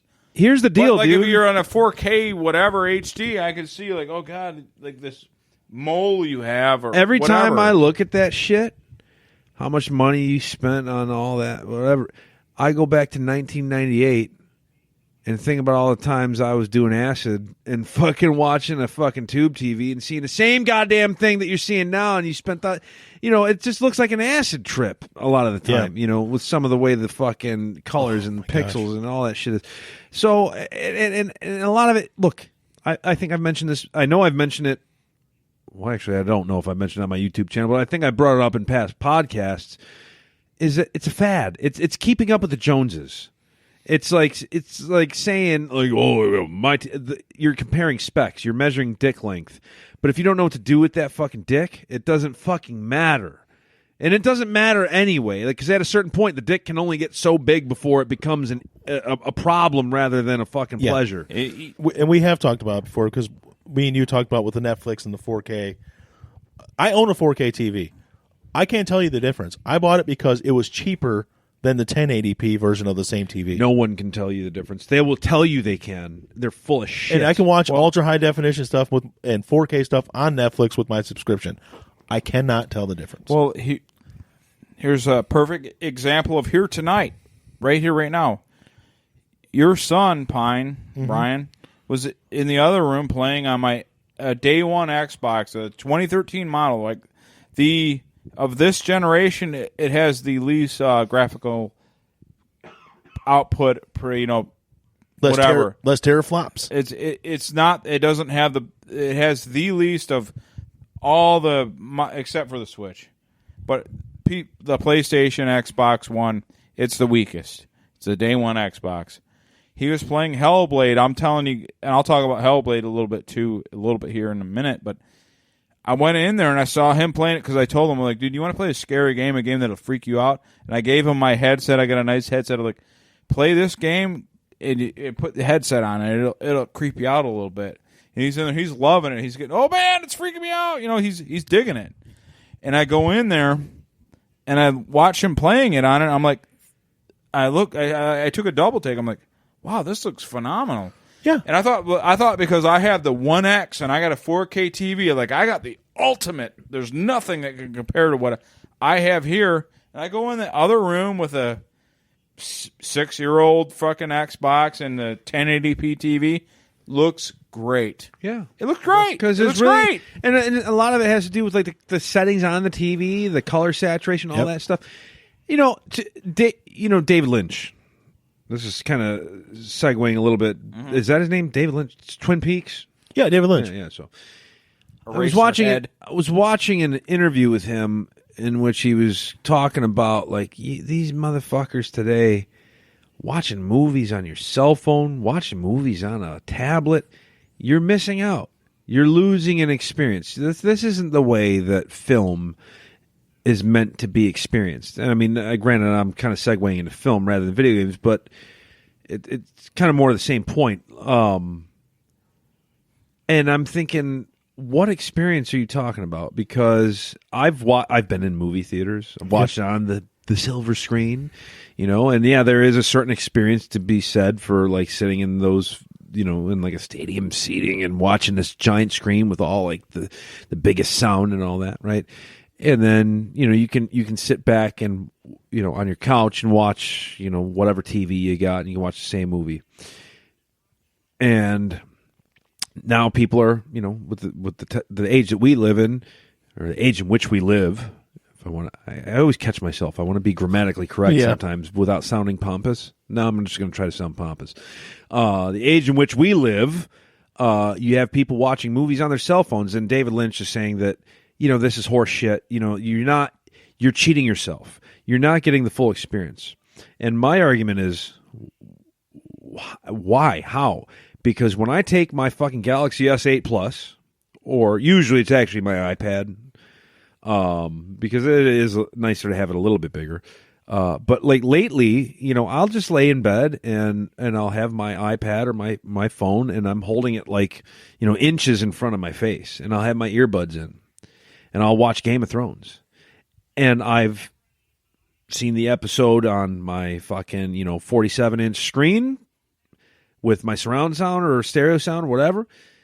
And then I can watch it with my earphones in and like hold a smaller screen right in front of my face. And I literally don't understand what he's talking about, because it's still the same experience. And in fact, I would argue that it's actually a little better, especially if you're wearing earbuds. Like the sound quality, it beats the shit out of any fucking surround sound. Like having the headphones literally plugged into your fucking ears.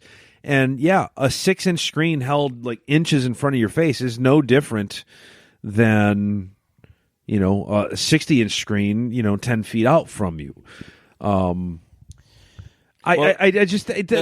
ultimately, I guess I'm kind of trying to bounce off what you were saying, and maybe I'm not doing the best job of making the point.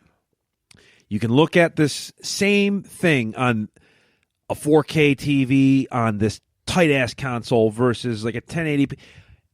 They're both good enough to get the same experience. Well, it's all about the experience. And you start nitpicking all the pixels and the frame, you just you could get a great experience watching a Three Stooges fucking from 1922 episode on a black and white TV in your dad's garage right now and get a kick out of it. You could get a kick out of that. Well, it was made for that. But I'm just saying you could, because we're not cinematographers. We're not looking at the different perspectives and this and that. We're just trying to enjoy the content of the show or movie. Well, I would still argue that David Lynch is, one of those guys, but I still think he's just one of those old fuddy-duddies. And he might have had a point. It's not your generation, and you have this idea of it has to be this way, and then like future generation, it's like kind of. I understand it's kind of the antithesis of what we're actually arguing against. Because you got people like David Lynch, the old school fuddy-duddies or whatever. I don't think I've ever used that word in my goddamn life, and I've just used it twice. Yeah, I've used it jokingly. Versus like these other the other end of the spectrum, which is, you got to have a UHD 70-inch screen with the fucking. No, you don't have to have that, and you don't have to have this, and it's just like, look, it's all about the experience. If it's adequate enough, it doesn't matter.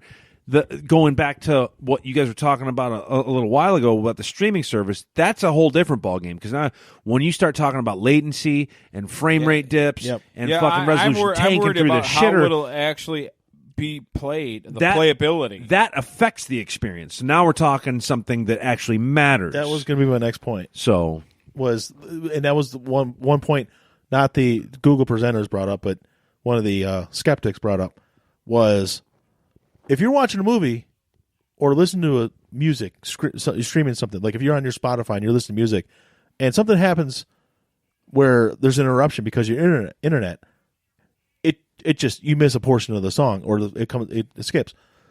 If something skips like that in a game, you die and you lose some of the stuff you've already whatever you might have gotten. Yeah, that you fought to get to. Yeah, exactly. And you might you might have to go back to a save point, whatever it might be.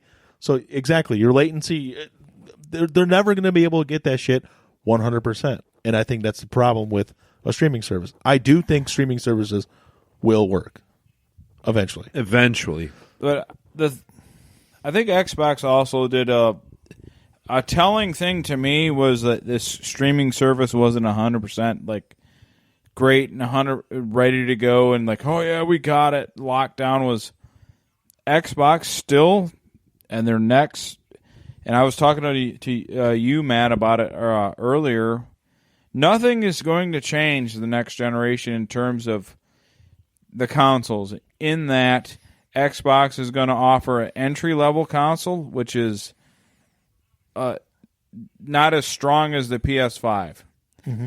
The PS5 is going to, again, be middle, and then the Xbox is going to have a strong console, which is stronger than the PS5. Yeah.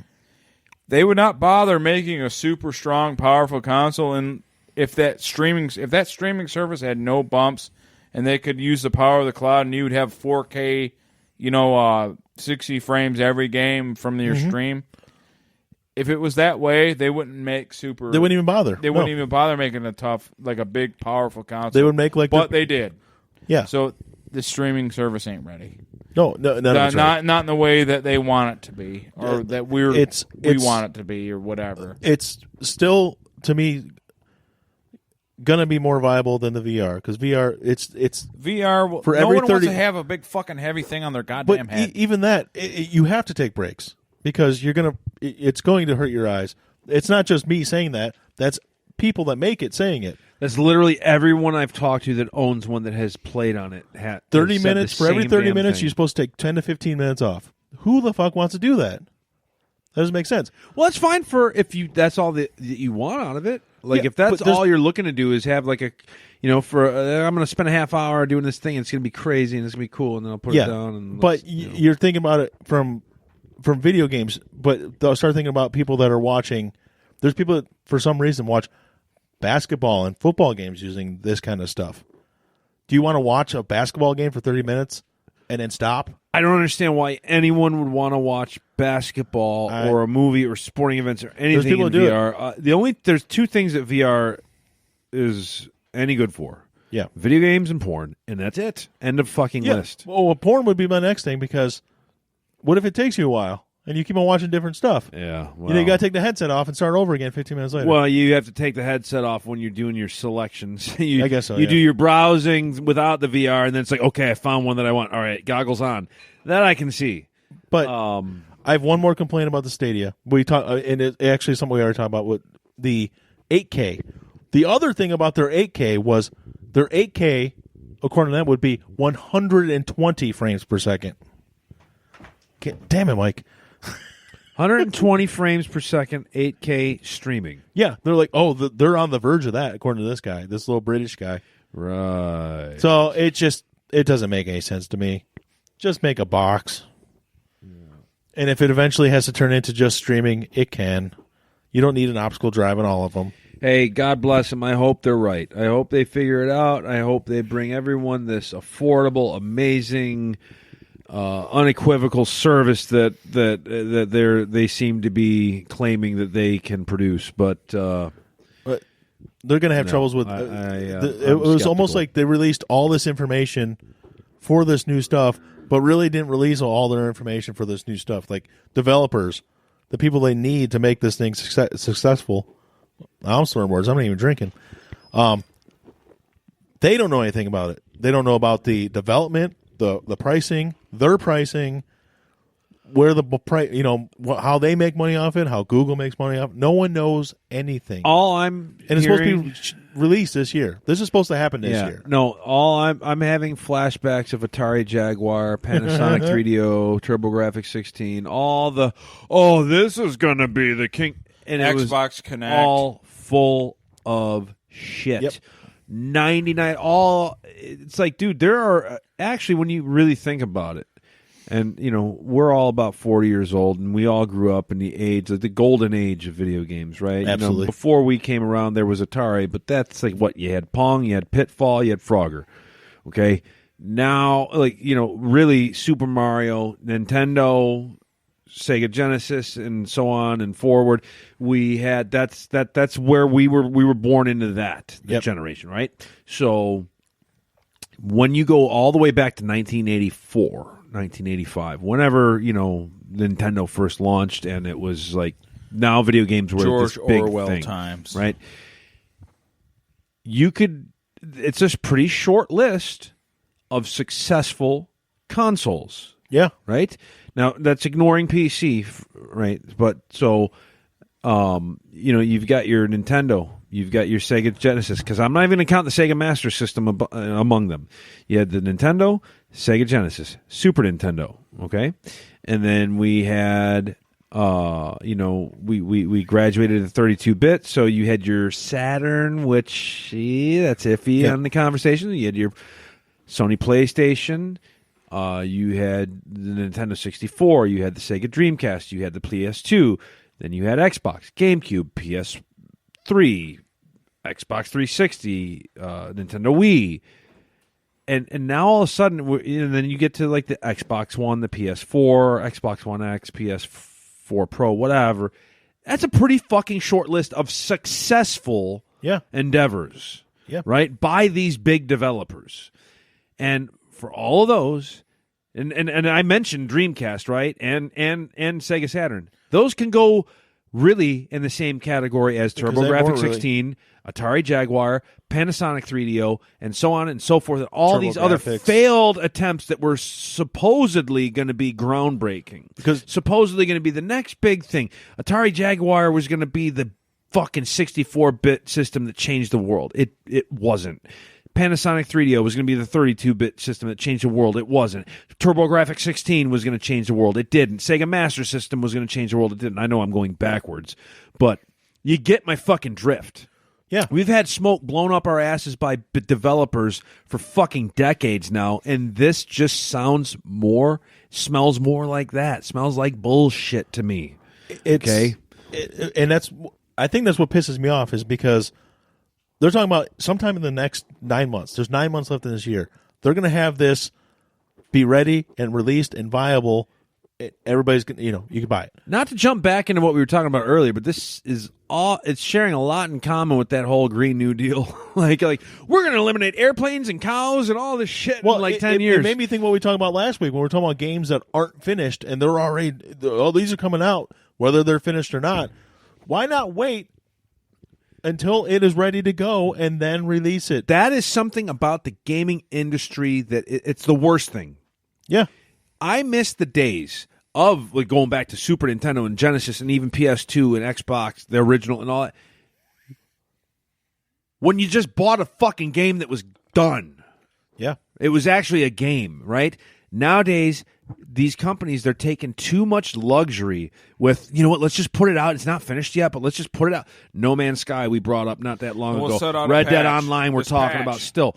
Everything is all about, we're going to patch it. We're going to do this. We're going to do that. Fuck you. Make a goddamn game that's worth my $60. Put it out. Let me own it. Right? Now, don't be. It's like this constant. You're dangling a fucking carrot in front of me all the time.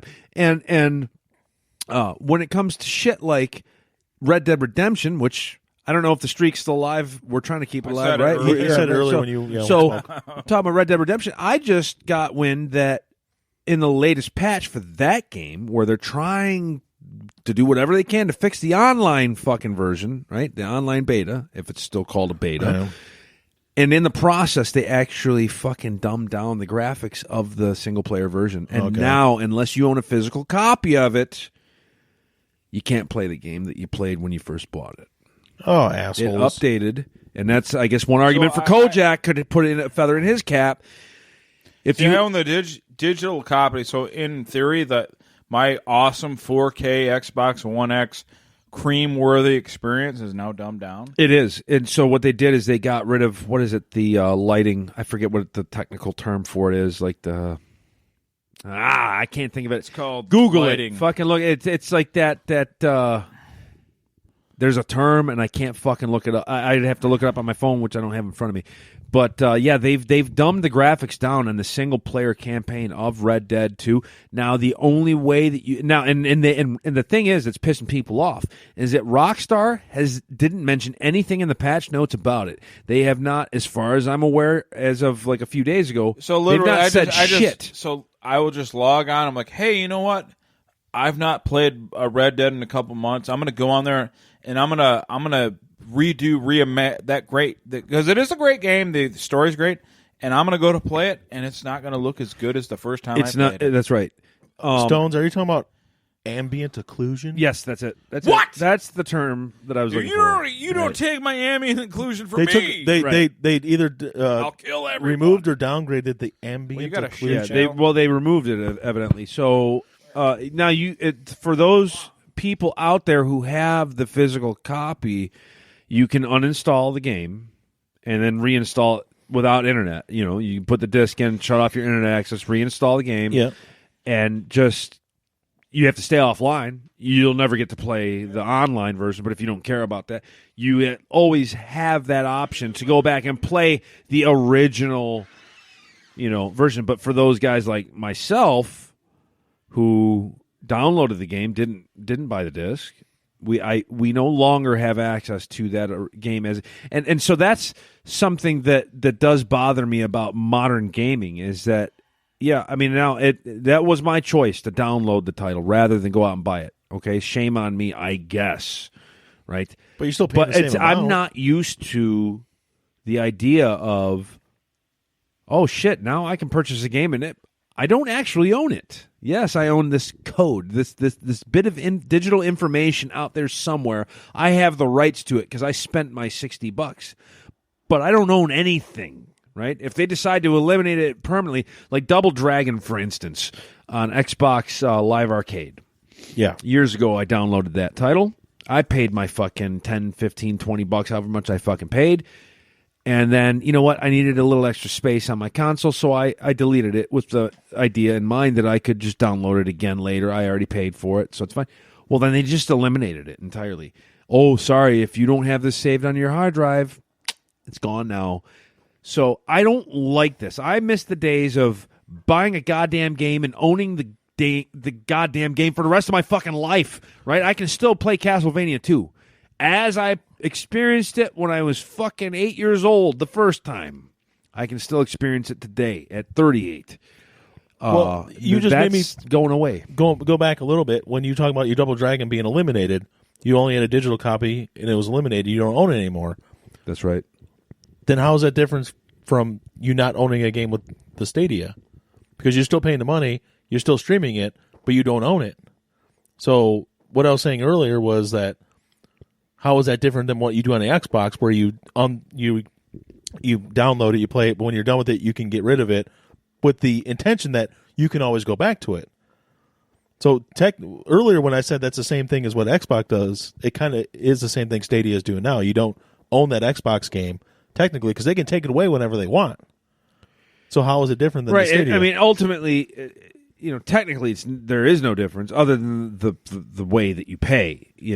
So with the Stadia or whatever it is, you're the Stevia. Yeah. Well, we can call it Stevia if you want. I keep wanting to call it. So with that, you're paying for a streaming service. So I pay for Netflix every fucking month. Yeah. I own none of those fucking movies. Yeah. But when I purchased Double Dragon, I purchased that with the understanding that I have this now, right? I purchased this digital item that is now mine. Whereas forever. Whereas right? the other one, you're purchasing the right to borrow their stuff. Right. You're not purchasing any of those games. Okay. The understanding is that you're paying for a service that is allowing you access to these games so long as they have it on their service. So okay. Yeah. There is a difference. Yeah. Well, there's a lot of songs and stuff that I bought. Like I bought a Windows phone, okay, which was a mistake. Oh yeah, you and like 7 other people. I bought a Windows phone and I bought some music on the because they had a really nice like layout of all the songs you buy. It was really the easiest to use. One thing that the Windows phone did right, all your music was really easy to get to, and I liked how it played. You could stream it, you could download it, and I liked it. Well, what happened was like. It seemed like once a month, like a song I paid for. I paid for the song itself on the Windows Store. Like, it could be anything by anybody. It could be Cannibal Corpse. And I'm like, where's my Cannibal Corpse song? And I look at it like, well, it's not available in the store. I'm like, yeah, but I bought it. Yeah, that's why I paid for it. What? I didn't. There was no streaming service. No $10 a month. It was. I bought. You bought the Hammered track. Smash Face. I paid you. Where's is it? That it's happened like, to me it with something gone. on. And that's what you're talking about is a legitimate fear. Like, yeah, it's one thing for a monthly service because Game Pass, to their credit, is like, well, games come in and out. Like, you could have it for a month and then it goes away and then it comes back. You might download it, but you don't own it forever. Well, But when you buy the game, like you pay $60, if your game goes away, that is crap. With the That is Game Pass, crap. at least with the Game Pass, though. So, for instance, in the Game Pass, one of the titles that I had downloaded when I had Game Pass was Resident Evil Remake. Now, you have the option to when you have Game Pass, you can play it. You're paying it, but you also have the option to download it permanently to your console at a discounted price because you have Game Pass. Okay. Right. So then you get to keep it even if it goes off of Game Pass, right? And so and PlayStation does something similar where with the PlayStation Network, if you download or if you're a PlayStation Plus member, and you purchase a game at a discounted price, that game's yours forever, supposedly, right? But if you get one of their free games, the moment you cancel that service, that game's going bye-bye. And that's another area where I feel like Microsoft is superior because, hey, if you're a Gold member, you download a Games with Gold title, you get it for free, that's yours now. Yeah. It doesn't go away after you cancel your Gold membership. No, right? you get to keep it forever. So, I mean, that is one area where I at this point right now in my, like, being a gamer, doing my fucking thing, I spend equal parts time on both consoles now, and I'm acquainted enough with the PlayStation and the PlayStation Network that where I feel comfortable. And I can objectively say PlayStation 4 has better games for me. yeah. The base system is the superior of the two. However, as far as the fucking services, it's not even fucking close. Microsoft destroys Sony. Yeah. The fucking Game Pass is superior to whatever the fuck stupid service, whatever that PlayStation Now is. Mm-hmm. That sucks, right? Game Pass is better. Yeah. Xbox Gold, you get more bang for your buck with that than you do with the PlayStation Plus, and it's not close. Not even. I get to keep the fucking 3 games every half a month. So 24 times a year, I get 3 games thrown my way that I can get for fucking free. Well, I mean, I guess not free because you're paying for the service, but that you're offering me for this price, this monthly price, Yeah. and I get to keep them even if you take them off the fucking market. That's awesome. You don't get that with Sony. And it's not, they're not crap games. The price is arbitrary, but Not always. Sometimes they are, and sometimes they're not. You know, sometimes it's just a matter of you're still opinion. getting $80, $90, $100 worth of games if you download all the games. Whereas like 6, I think it's 2 Xbox games, Xbox One games, and 1 360 game usually, and then they do it twice a month, right? Right, Beginning and amongst the Xbox One titles, one's usually like an indie level or arcade level But title. you're still getting you're getting $70, $80, up to $100 worth of games for free. And not for free. Another thing about the online service too that people don't think about is your saves. So I have my online saves anywhere I play my saves anywhere on any device, but I got my saves automatically there on Xbox. Yeah. I gave Matt one of my PS4s. Like, here, dude, just take it. I'm not playing it. I have one here. I don't need to. I gave it to him, but I wanted to play Horizon Zero Dawn again. I gave Matt the one with my saves on it. I'll play my. I figured Sony would offer a similar.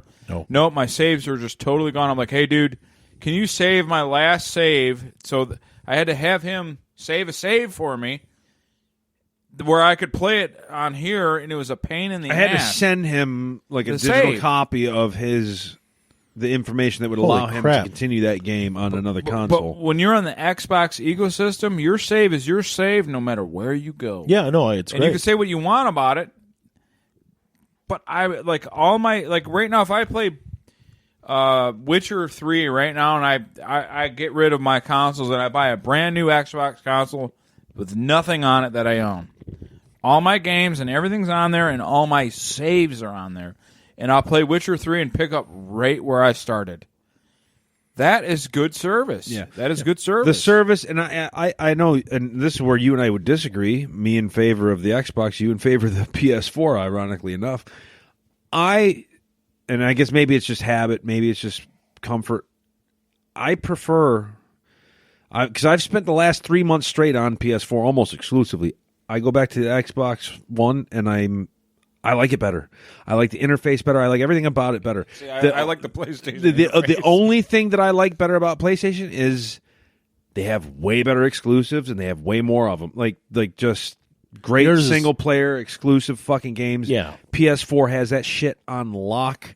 It's not even close. But as far as almost literally everything else, I prefer the Xbox. Well, and that's why now all the talk, well, it was, we did a podcast about it, is they had the superior software service, the Xbox Live. That's why they want to put it on more systems, because it is leaps and bounds better than.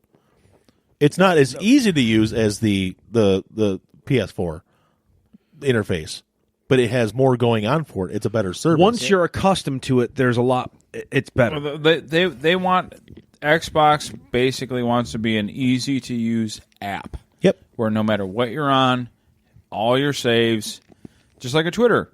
Your Twitter feed is your Twitter feed no matter where you go. Yep. Xbox, that's their goal. Like, I don't care if you're on a phone. I don't care if you're on your console. I don't care if you're on your PC. Your saves are here, bro. We got you covered. Play Witcher 3 from right here. Yeah. That's great. That is a great service. But goddamn, make some fucking games. Yeah. Please. Yeah, Because I man. can't take these PlayStation people. No, the hounding exclusives. me. Yeah, dude. If they they can got a get back, get Valve back on board, get them making some more Left 4 Dead titles, and get I don't know. They got to do something. You know, I saw DayZ just came out. Are you guys familiar with DayZ? I'm not. I see it, but I can't. Is that the I guy Been don't on know what it PC is. for quite a long time. Is DayZ married to Beyonce? Yeah, right. Yeah. God, his name. I wasn't actually familiar with this title. Gay-Z Evidently, it's married been to around for a long Liberace. time, but it just the full version of it just came to Xbox, and they're like marketing it. Oh, this is like a. I mean, it's a PC game, but it's not on PlayStation. Okay, so it's technically it's a Microsoft exclusive or it's an Xbox exclusive, but it sucks.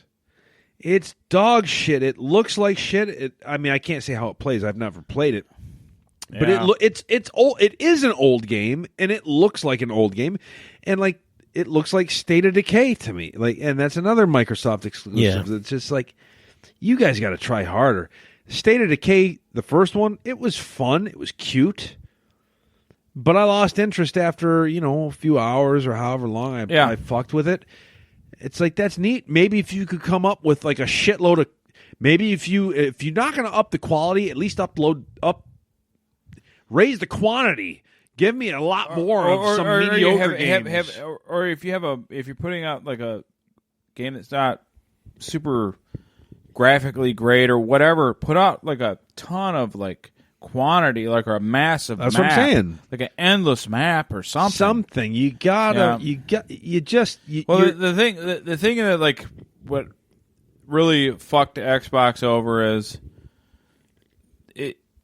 Well, it was a multitude of things. It started with the Fable game failed, then the Scalebound failed. Then they put a lot of their eggs in like, you got to play this Sea of Thieves. Everyone's gonna love it. Sea of Thieves didn't do well, and it just kept going on, and then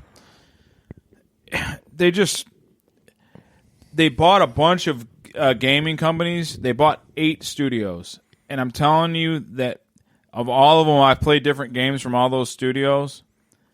Nothing really impressed me until I finally fell upon Ninja Theory's Hellblade. Yeah, you've been talking that up. Ninja Theory, they bought Ninja Theory, and I'm telling you, that fucking game is awesome. That looks is like a great game. Based on what I saw when I first got over here earlier this afternoon, long before we started the podcast, that looks like something that could be a contender. It's like one of the first and only titles that looks like it could be like, okay, on that level of a God of War, on the level of a Horizon Zero Dawn.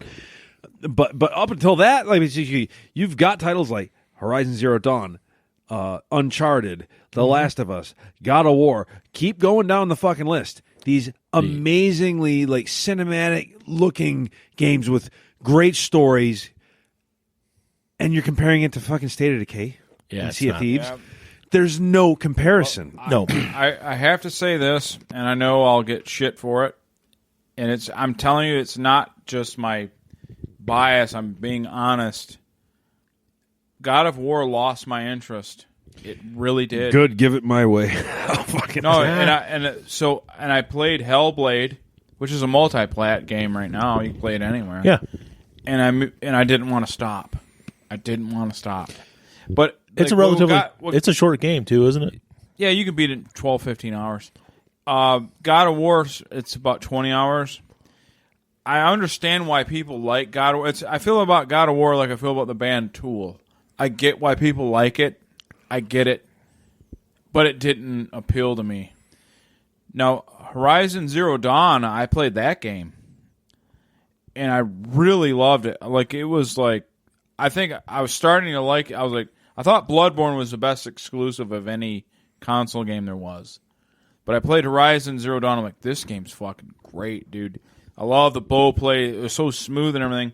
But I lost interest after 15 minutes. 15 hours. I was going to say 15 minutes. 15 hours I lost interest. So, but I still contend to, right now, PlayStation's Bloodborne is the best fucking... Because I'm a Souls guy. Dark Souls, I love those games. Fucking, that game is absolutely amazing. Bloodborne is the best exclusive by far, and PlayStation owns it. And they're gonna put out fucking Bloodborne 2, and I'm gonna have to buy a PS5 just to play goddamn Bloodborne fucking 2, and it'll be the only fucking game I like on there. Follow your heart. What? Follow your heart. Yeah, but I can't, and then I'm gonna have to play Sekiro when I get to it, and that sucks so bad that you got to like dump your money into two consoles to experience like all the games you want to play. That was the thing. Like, I remember the first time I saw the trailer for The Last of Us, I was like, "This looks fucking incredible." I can't justify spending fucking hundreds of dollars on a console for one game that looks incredible. I can't do it. Yeah. And that's why when Deathspit here finally got a PS3 or whatever, I was like, let me borrow it. I want to, and I bought the game. And at the time, it was so far fucking, beyond the time. I think I paid like $10 for the fucking game or something, or $20 at the most. And then now after I played it and fell in love with it so deeply, I was like, oh fuck, dude. I got to get, a PS4 before Last of Us 2 comes out. Now I'm not so sure that The Last of Us 2 is going to even come out before the PS5 is out. It's probably going to be next gen. We'll see. Yeah. I think it actually will. I think the same thing that's going to happen is what happened last time. That game will be, The Last of Us 2 will be the last breath of life of the PS4, just like The Last of Us was the last breath of life for the PS3. It was like that game that they finally put out and maximized the power that system had. Like, they put everything they could. They totally pushed that console to its fucking limits. And I think that this one's going to do the same thing for the PS4. It's going to be the most impressive PS4 title that will exist, and it will close it. It'll close the It'll chapter. be the finish line. Yeah. Yeah, I got a question for you, Matt. Have you ever played Borderlands? I have. I've never played any of them. I dabbled in the first one for a minute. And here's the thing: I can't properly judge it.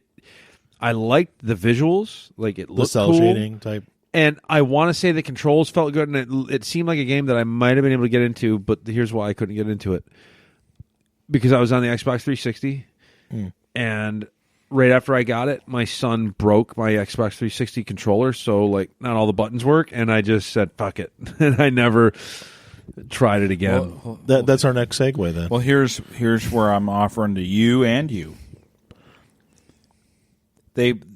All us Borderlands players were creaming in our jeans when we found out they're coming out with Borderlands 3. They came out with a trailer. We're all happy. Yeah. Also piggybacked with it, Borderlands 1, the first Borderlands. Yeah. Cross-platform, it doesn't matter if the PC upgrade, of course, is free because they always fucking give them guys what they want. Yeah. So you get a piece. So the PC upgrade, but you get a Borderlands 1 remastered Xbox, PS4. It's probably going to be $20. Yeah, I would definitely check it out for $20. So, But Xbox, if you guys haven't played it, the very first one, it's everyone's chance to get into it. I'm definitely getting it. It's coming out Wednesday of next week. They announced their trailer for the new. I'm getting really bad indigestion. Me too. But Borderlands 3 came out, and they put it out, and now piggybacked with it. Borderlands 1 remaster, all platforms. So, I've never played them. I never played any of them. I know there's a couple of spin-offs too, but there's 2 main games. Which one's better, 1 or 2? Seems like 2 I would think. I would have to say 2 because of the functionality, and they whatever they were lacking, like in terms of piecing it all together, their art and your playability and the humor. Part 2 is really funny. It has like slapstick humor to it. But part 1's a little more serious. Well, I think that from what I've read, part 2 is by far the best selling of any of them. Oh yeah, it's so the most popular one, obviously, but it's like the game itself is like a space western type thing. What I compare it to is you're in space, but really you're in the Australian outback. That's what it looked like. It's like a Mad Max. You can tell, like the guy, especially the first one, the guy that made the game is a Mad Max fanatic. Okay, that was the first thing I noticed. Okay, so it's like it is definitely Mad Max influence, post-apocalyptic insanity. Even though it's not post-apocalypse, what happened is the planet that Pandora that they put everybody on, they put their criminals. So it's Australia. So it's Australia. So it's basically Australians all the are criminals got sent there. Yeah, but there's also aliens, and it's natural. You're fighting criminals, but you're also fighting wildlife. So it's Australia, basically. And even the ironic thing is the only one where you're actually literally in space because you're on a moon and you have to wear an oxygen kit is the pre-sequel, and everyone talks with an Australian accent. Oh, really? So the irony is they don't talk with an Australian accent when you're in Australia, but when you're in space, they talk with but anyway, if you've never played a Borderlands game in your life and you want to get into the series, anybody listening, you guys here, the first game is going to come out next week. I think it's probably going to be $20, and you can get into the series. The second one is the better of the 2, but the first one, I back engineered it too. I played the second one first. I didn't play the first one first. Okay. So I'm not doing I just like the mood, man. I like the vibe. Everybody's they like the first one more. But the reality is I went back and played it, and they're both really good. It's just that the first one had more of the outbacky feel, where the second one was more slapstick. Well, so one was a little more hardcore. And the second was more like slapstick humor. They're both great. Well, there was something in the trailer for part 3, the new one. Like I said, I know almost nothing about the games. I've seen the characters before, but I don't know any of the background. It said something about 1 billion guns. I'm like, what the fuck does that mean? Apparently there's a lot of... Well, no, you can generate different weapons? Yeah. Well, the thing is with it, they generate the weapons, but... Or customizing different weapons, basically. You can customize them, but in reality, and this is the one thing about the game, they just have fun with the names of the guns. They'll be named something like ridiculous. Okay. And the gun will really function identical. Like you'll have a corrosive weapon which will eat up armor. Okay. Yeah. You might have 5 different corrosive weapons in your inventory, but they'll function almost. They're the same. There's slight differences. Might be a different skin. It's not. You don't. The guns aren't all different. They'll have a different name or a slightly different thing they do, but there's basic types. There's corrosive, there's shock, and they function the same. It's just a funny way to, you know what I mean? Yeah. Okay. You have 6 or 7 different basic gun types, and they're all the fucking same. You just want higher damage. You're just looking for your damage, really, your height. But it's a great game, and I'm definitely going to be playing it for a couple weeks, and it's probably not going to cost much. And I suggest anybody out there get the Borderlands. If you don't have it already, I have it already. I'm going to get it anyway, and it's a good time. Sounds good. And part 2, fucking great game. It's slapstick humor. If you like slapstick humor, and the best part about any Borderlands game, and I tell this to people, I didn't mention this. I don't have to really teach you how to play. You know how to aim and shoot. You're good. Yeah, I don't have to sit down and like, here's what you need, bro. Yeah. I don't have to do any of that. You get in it, you play. I know the concept, but when I actually start playing games, it doesn't seem like I know what I'm doing. So It takes, with any game, I think it takes at least a good 20 minutes to an hour or two to really acclimate yourself to like whatever the controls are. But I remember for what little I did fart around with Borderlands, it was pretty intuitive. It wasn't, anything. It's not like Dark Souls or some fighting game where you have to really sit there and study. You're not grinding the whole time. Right. Just basically. The only thing is like if you have a special attack. So say you're the big guy. Big guy goes around and bashes people with his hands. Or you're the chick that has I can't think of the name, the siren. She has like magical powers or whatever. Like it's a special attack that you build up. You as the fight goes on, you don't have it all the time, and you hit your special and you clear out whatever. Okay. But generally speaking, you have your guns and you just shoot. It's an easy game to play. It's fun. I won't even really have to explain it to you. You just jump in with me and you're playing. That sounds actually pretty okay. It's not bad. I to learn. definitely might check that one out. Yeah, and it's the characters are goofy and funny. It's just a fun game. The best way to describe the game is just fun. It's fun across the board. It's fun. You'll like it. Yeah, I'll probably try to give that a look. I don't, Get Hell. And by the way, Hellblade. There's That's a the thing. lot If you that I wanna- have on my list. I really do want to take. Right now, I've actually started revisiting Far Cry 5 for whatever reason. I forgot how much I really enjoyed that game, and I still fucking enjoy that game. I don't care what anybody says. That game's a great I game. still haven't checked out New Dawn. And that's what made me pick Far Cry 5 back up. It's like, oh yeah, this. And a It's gorgeous just, game. I just feel like I know that New Dawn, like that $40 price tag is not going to last very long. I know they dropped it even just recently, and then I missed my window. I was going to download that game for like $20 or something. Yeah. And from what everybody's saying, it's like it's fine. There's nothing wrong with it. It's just it should have been an expansion pack. It should It should have been its own game. Yeah. So it's going to be hard for me to justify a $40 price tag. But that's what I want to check out. I still want to check out God of War. There's so much on my list, but I will say too, Kojak's listening. Man, I watched the fucking latest trailer for Mortal Kombat 11, You want to check out God of War? and holy Hold on. shit! I don't. You can fucking borrow it. He's got God of War. When you leave, Yeah. I'll just hand it. Yeah, to you. yeah, that's fine. I have no interest. But I was thinking what I'm going to do because I really do think that I'm going to end up having to bite the bullet.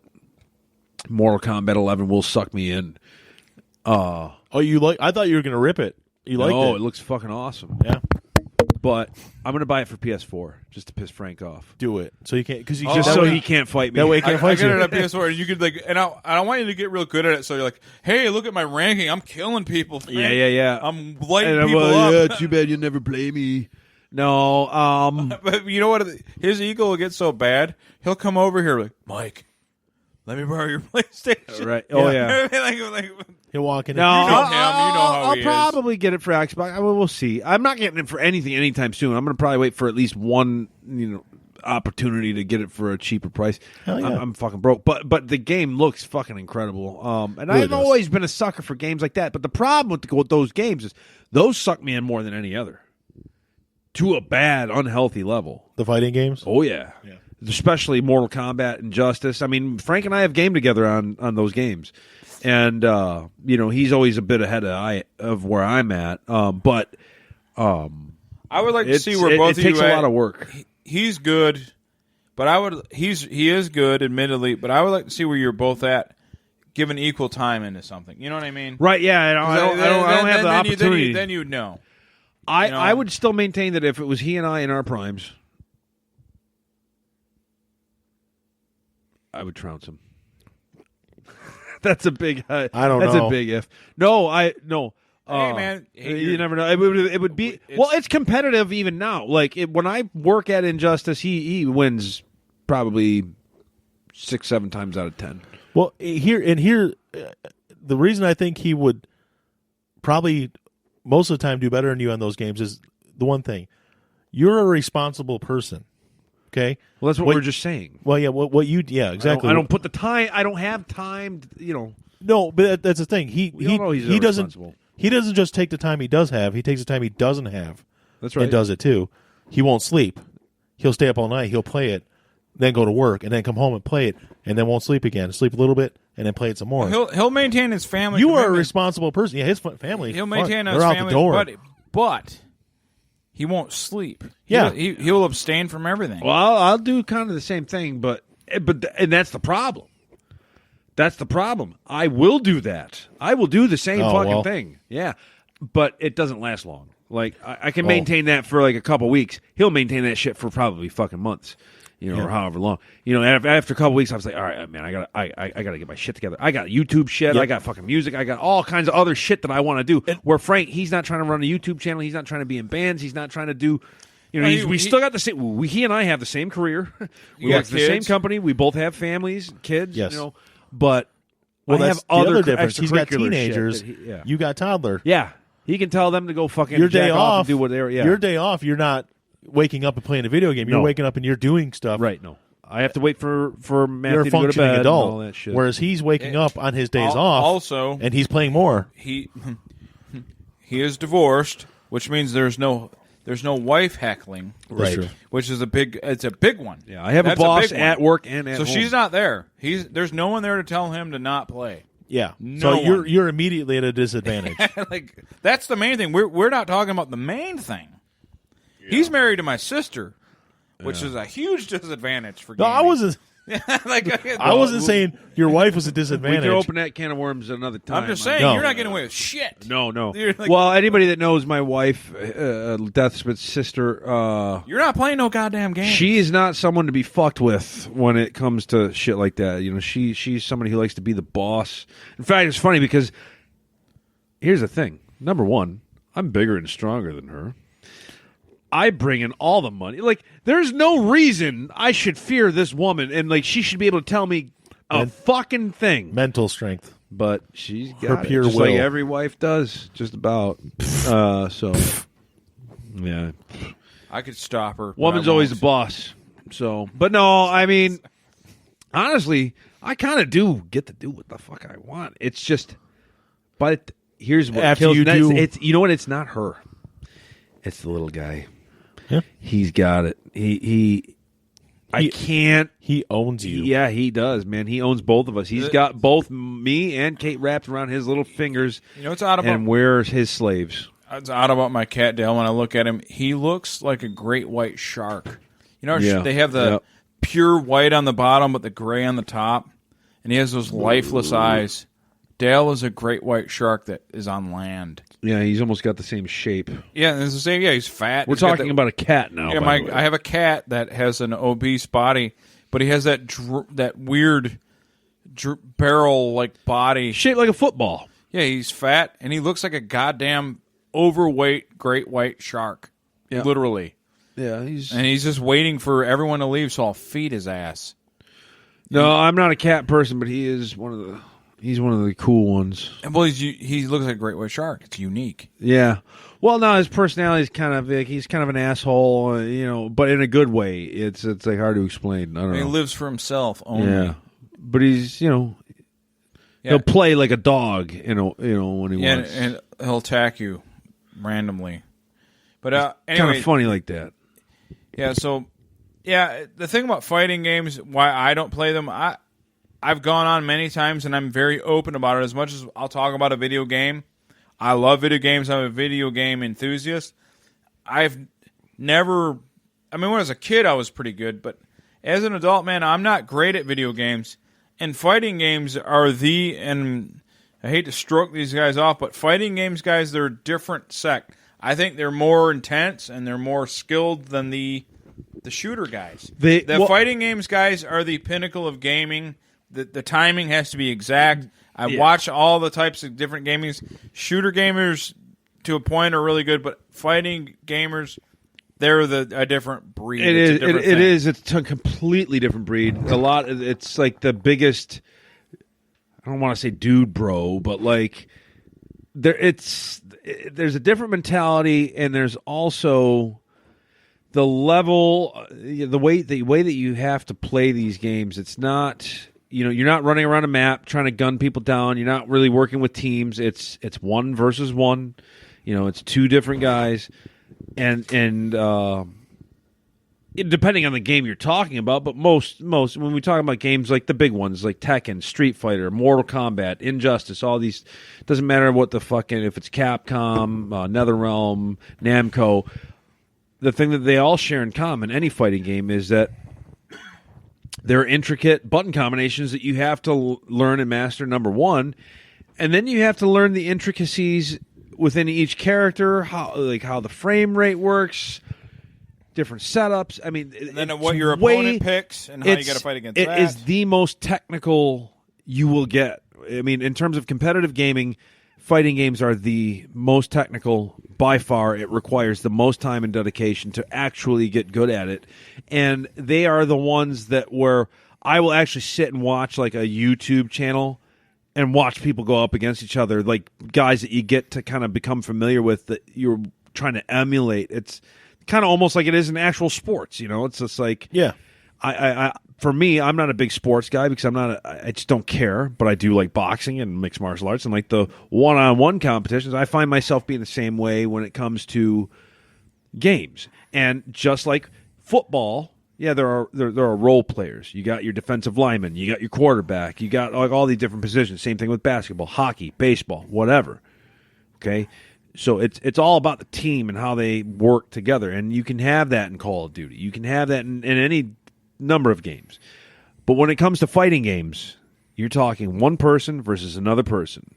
Just like mixed martial arts, just like boxing, just like fucking judo or whatever combat sport you want to pick. Those are the sports that I like. But it requires the highest level of individual concentration and technique and work and effort. Man, you got to sit there and fucking. I sat and I remember I would grind on Injustice, and I like Frank knew how to use maybe 4 or 5 different characters at a pretty high level. He liked the Fate though, right? Dr. Fate. Dr. Fate was his number 1 or whatever, but there was like maybe 2 that he was super strong with, and then there was like 2 or 3 others that he was pretty goddamn strong with. For me, I had one that I was very strong with. I won't say super strong with. Strong enough to beat Frank with most of like the characters that he could pick except for 2, like his Dr. Fate or whatever. But I remember I would have to sit there and work with Supergirl was my character in Injustice. I remember I would have to sit and work out every combination, every possible scenario, every fucking defense mechanism with just that one character, and she was the easy character. People would make fun of you for using her because she had the cheapest moves. And that's who I used because she was the easiest to learn. And I just kept rolling with it. And then, I would decide to go outside that box and try to learn another character and get. But again, I think you kind of get the drift. I would sit there just learning all her moves. That says nothing to how to put it into practice. I think you mentioned earlier, any nerd can sit there and analyze a UFC fight. You can be a jiu-jitsu expert. Anybody could be Ariel Helwani, right? Yeah, and sit there and understand the craft and know every in and out of it and explain it to you and understand, oh, well, he's moving this way, so what this guy should do is this. But putting it into practice is another matter. Yeah. Could Ariel Helwani beat even a fucking mediocre fighter? Maybe probably not. Probably not. Ariel Helwani would get his face beat in by fucking Chris Lieben. Okay. Oh, absolutely. Yeah. So, and sure. Chris Lieben is not. He's like a retired or should be retired fucking days are behind him, one-dimensional fighter, would smash a guy who knows far more about the craft than he does, right? Yeah. So that's the other element, is putting what you know into practice.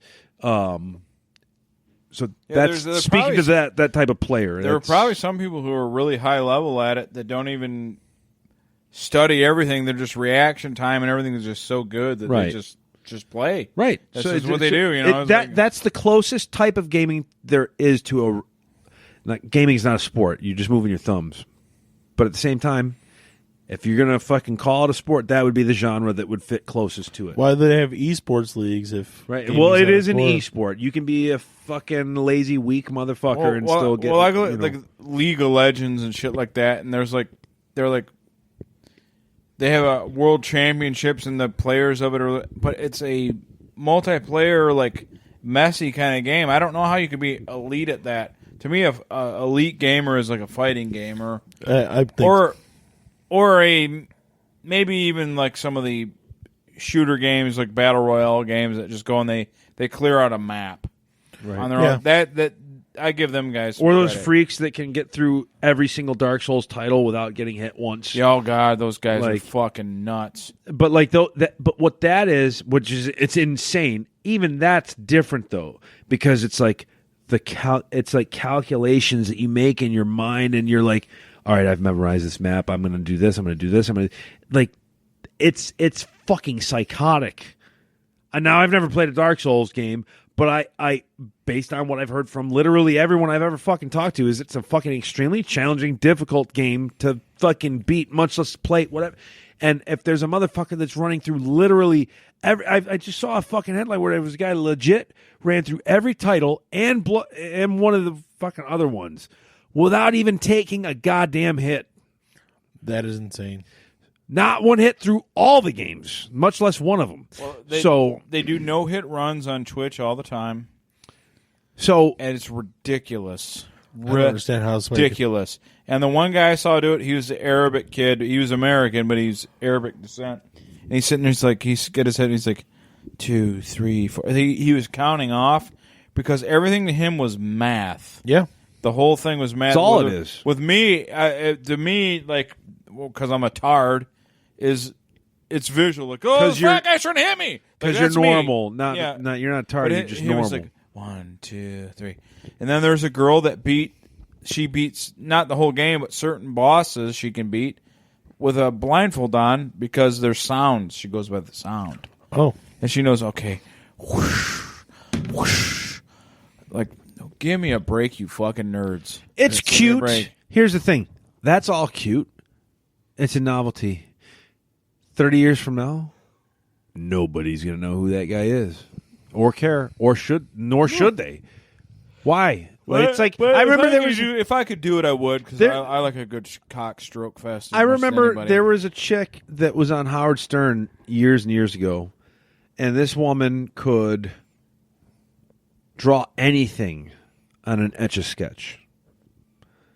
It was this amazing talent that this particular woman had, to where you could say, make the New York skyline. She would do it in an instant on an Etch-a-Sketch. Wow. And she went on Howard Stern and did like the Private Parts like movie poster and like made it, and like he was like, wow, like Howard was like super impressed. Wow. Like genuinely impressed, but he also genuinely said, what an amazingly useless talent. Like, it is.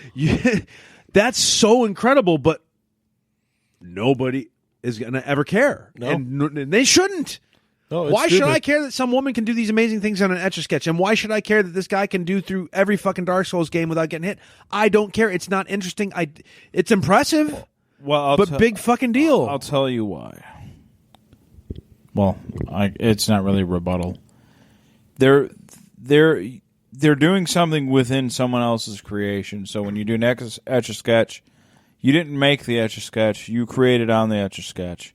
When you play Dark Souls and don't get hit, it's still Miyazaki. He created it. And it goes back to the argument, like, or the debate, or the point me and you said about, like, hey, man, it doesn't matter if you suck at your music if you create something. It's about the creativity. That's what'll last. If you come up with something, it doesn't matter how simple or dumb it is. You got to be the one that comes up with it. someone might be able to play your shit better than you can. Right. And this guy probably can play Dark Souls better than Miyazaki can play it, and he made the goddamn game. But he didn't make the game. Well, it's just some. You know what I mean? You got to be. I know what you're saying. Like, no one's going to care. But my point is, the reason that they'll never be remembered is they're playing within something somebody else did. Well, they're not doing their own thing. Well, my thing is it's insanely fucking genius IQ level shit that you're pulling off that means nothing. Yeah. That literally means nothing in the grand scheme of things. Because even that fucking dipshit, like me and Frank can go at it for hours on Injustice or Mortal Kombat, right? And I might beat him once out of 100 times. He might beat me, whatever. But the bottom line is it's two friends having a great experience on a game that we both like. That's time that I won't regret. No, you know what I mean? So, and the time that I put into learning that character to compete with my friend and have a good rise at him, like, I got you that round, motherfucker. I'm not going to regret that time. No. Doing it just to say, because it's about an experience. Now, maybe the guy who did this with Dark Souls can say, you know what, that journey was worth it because I got a bunch of national attention for a fucking month about it. That's fine.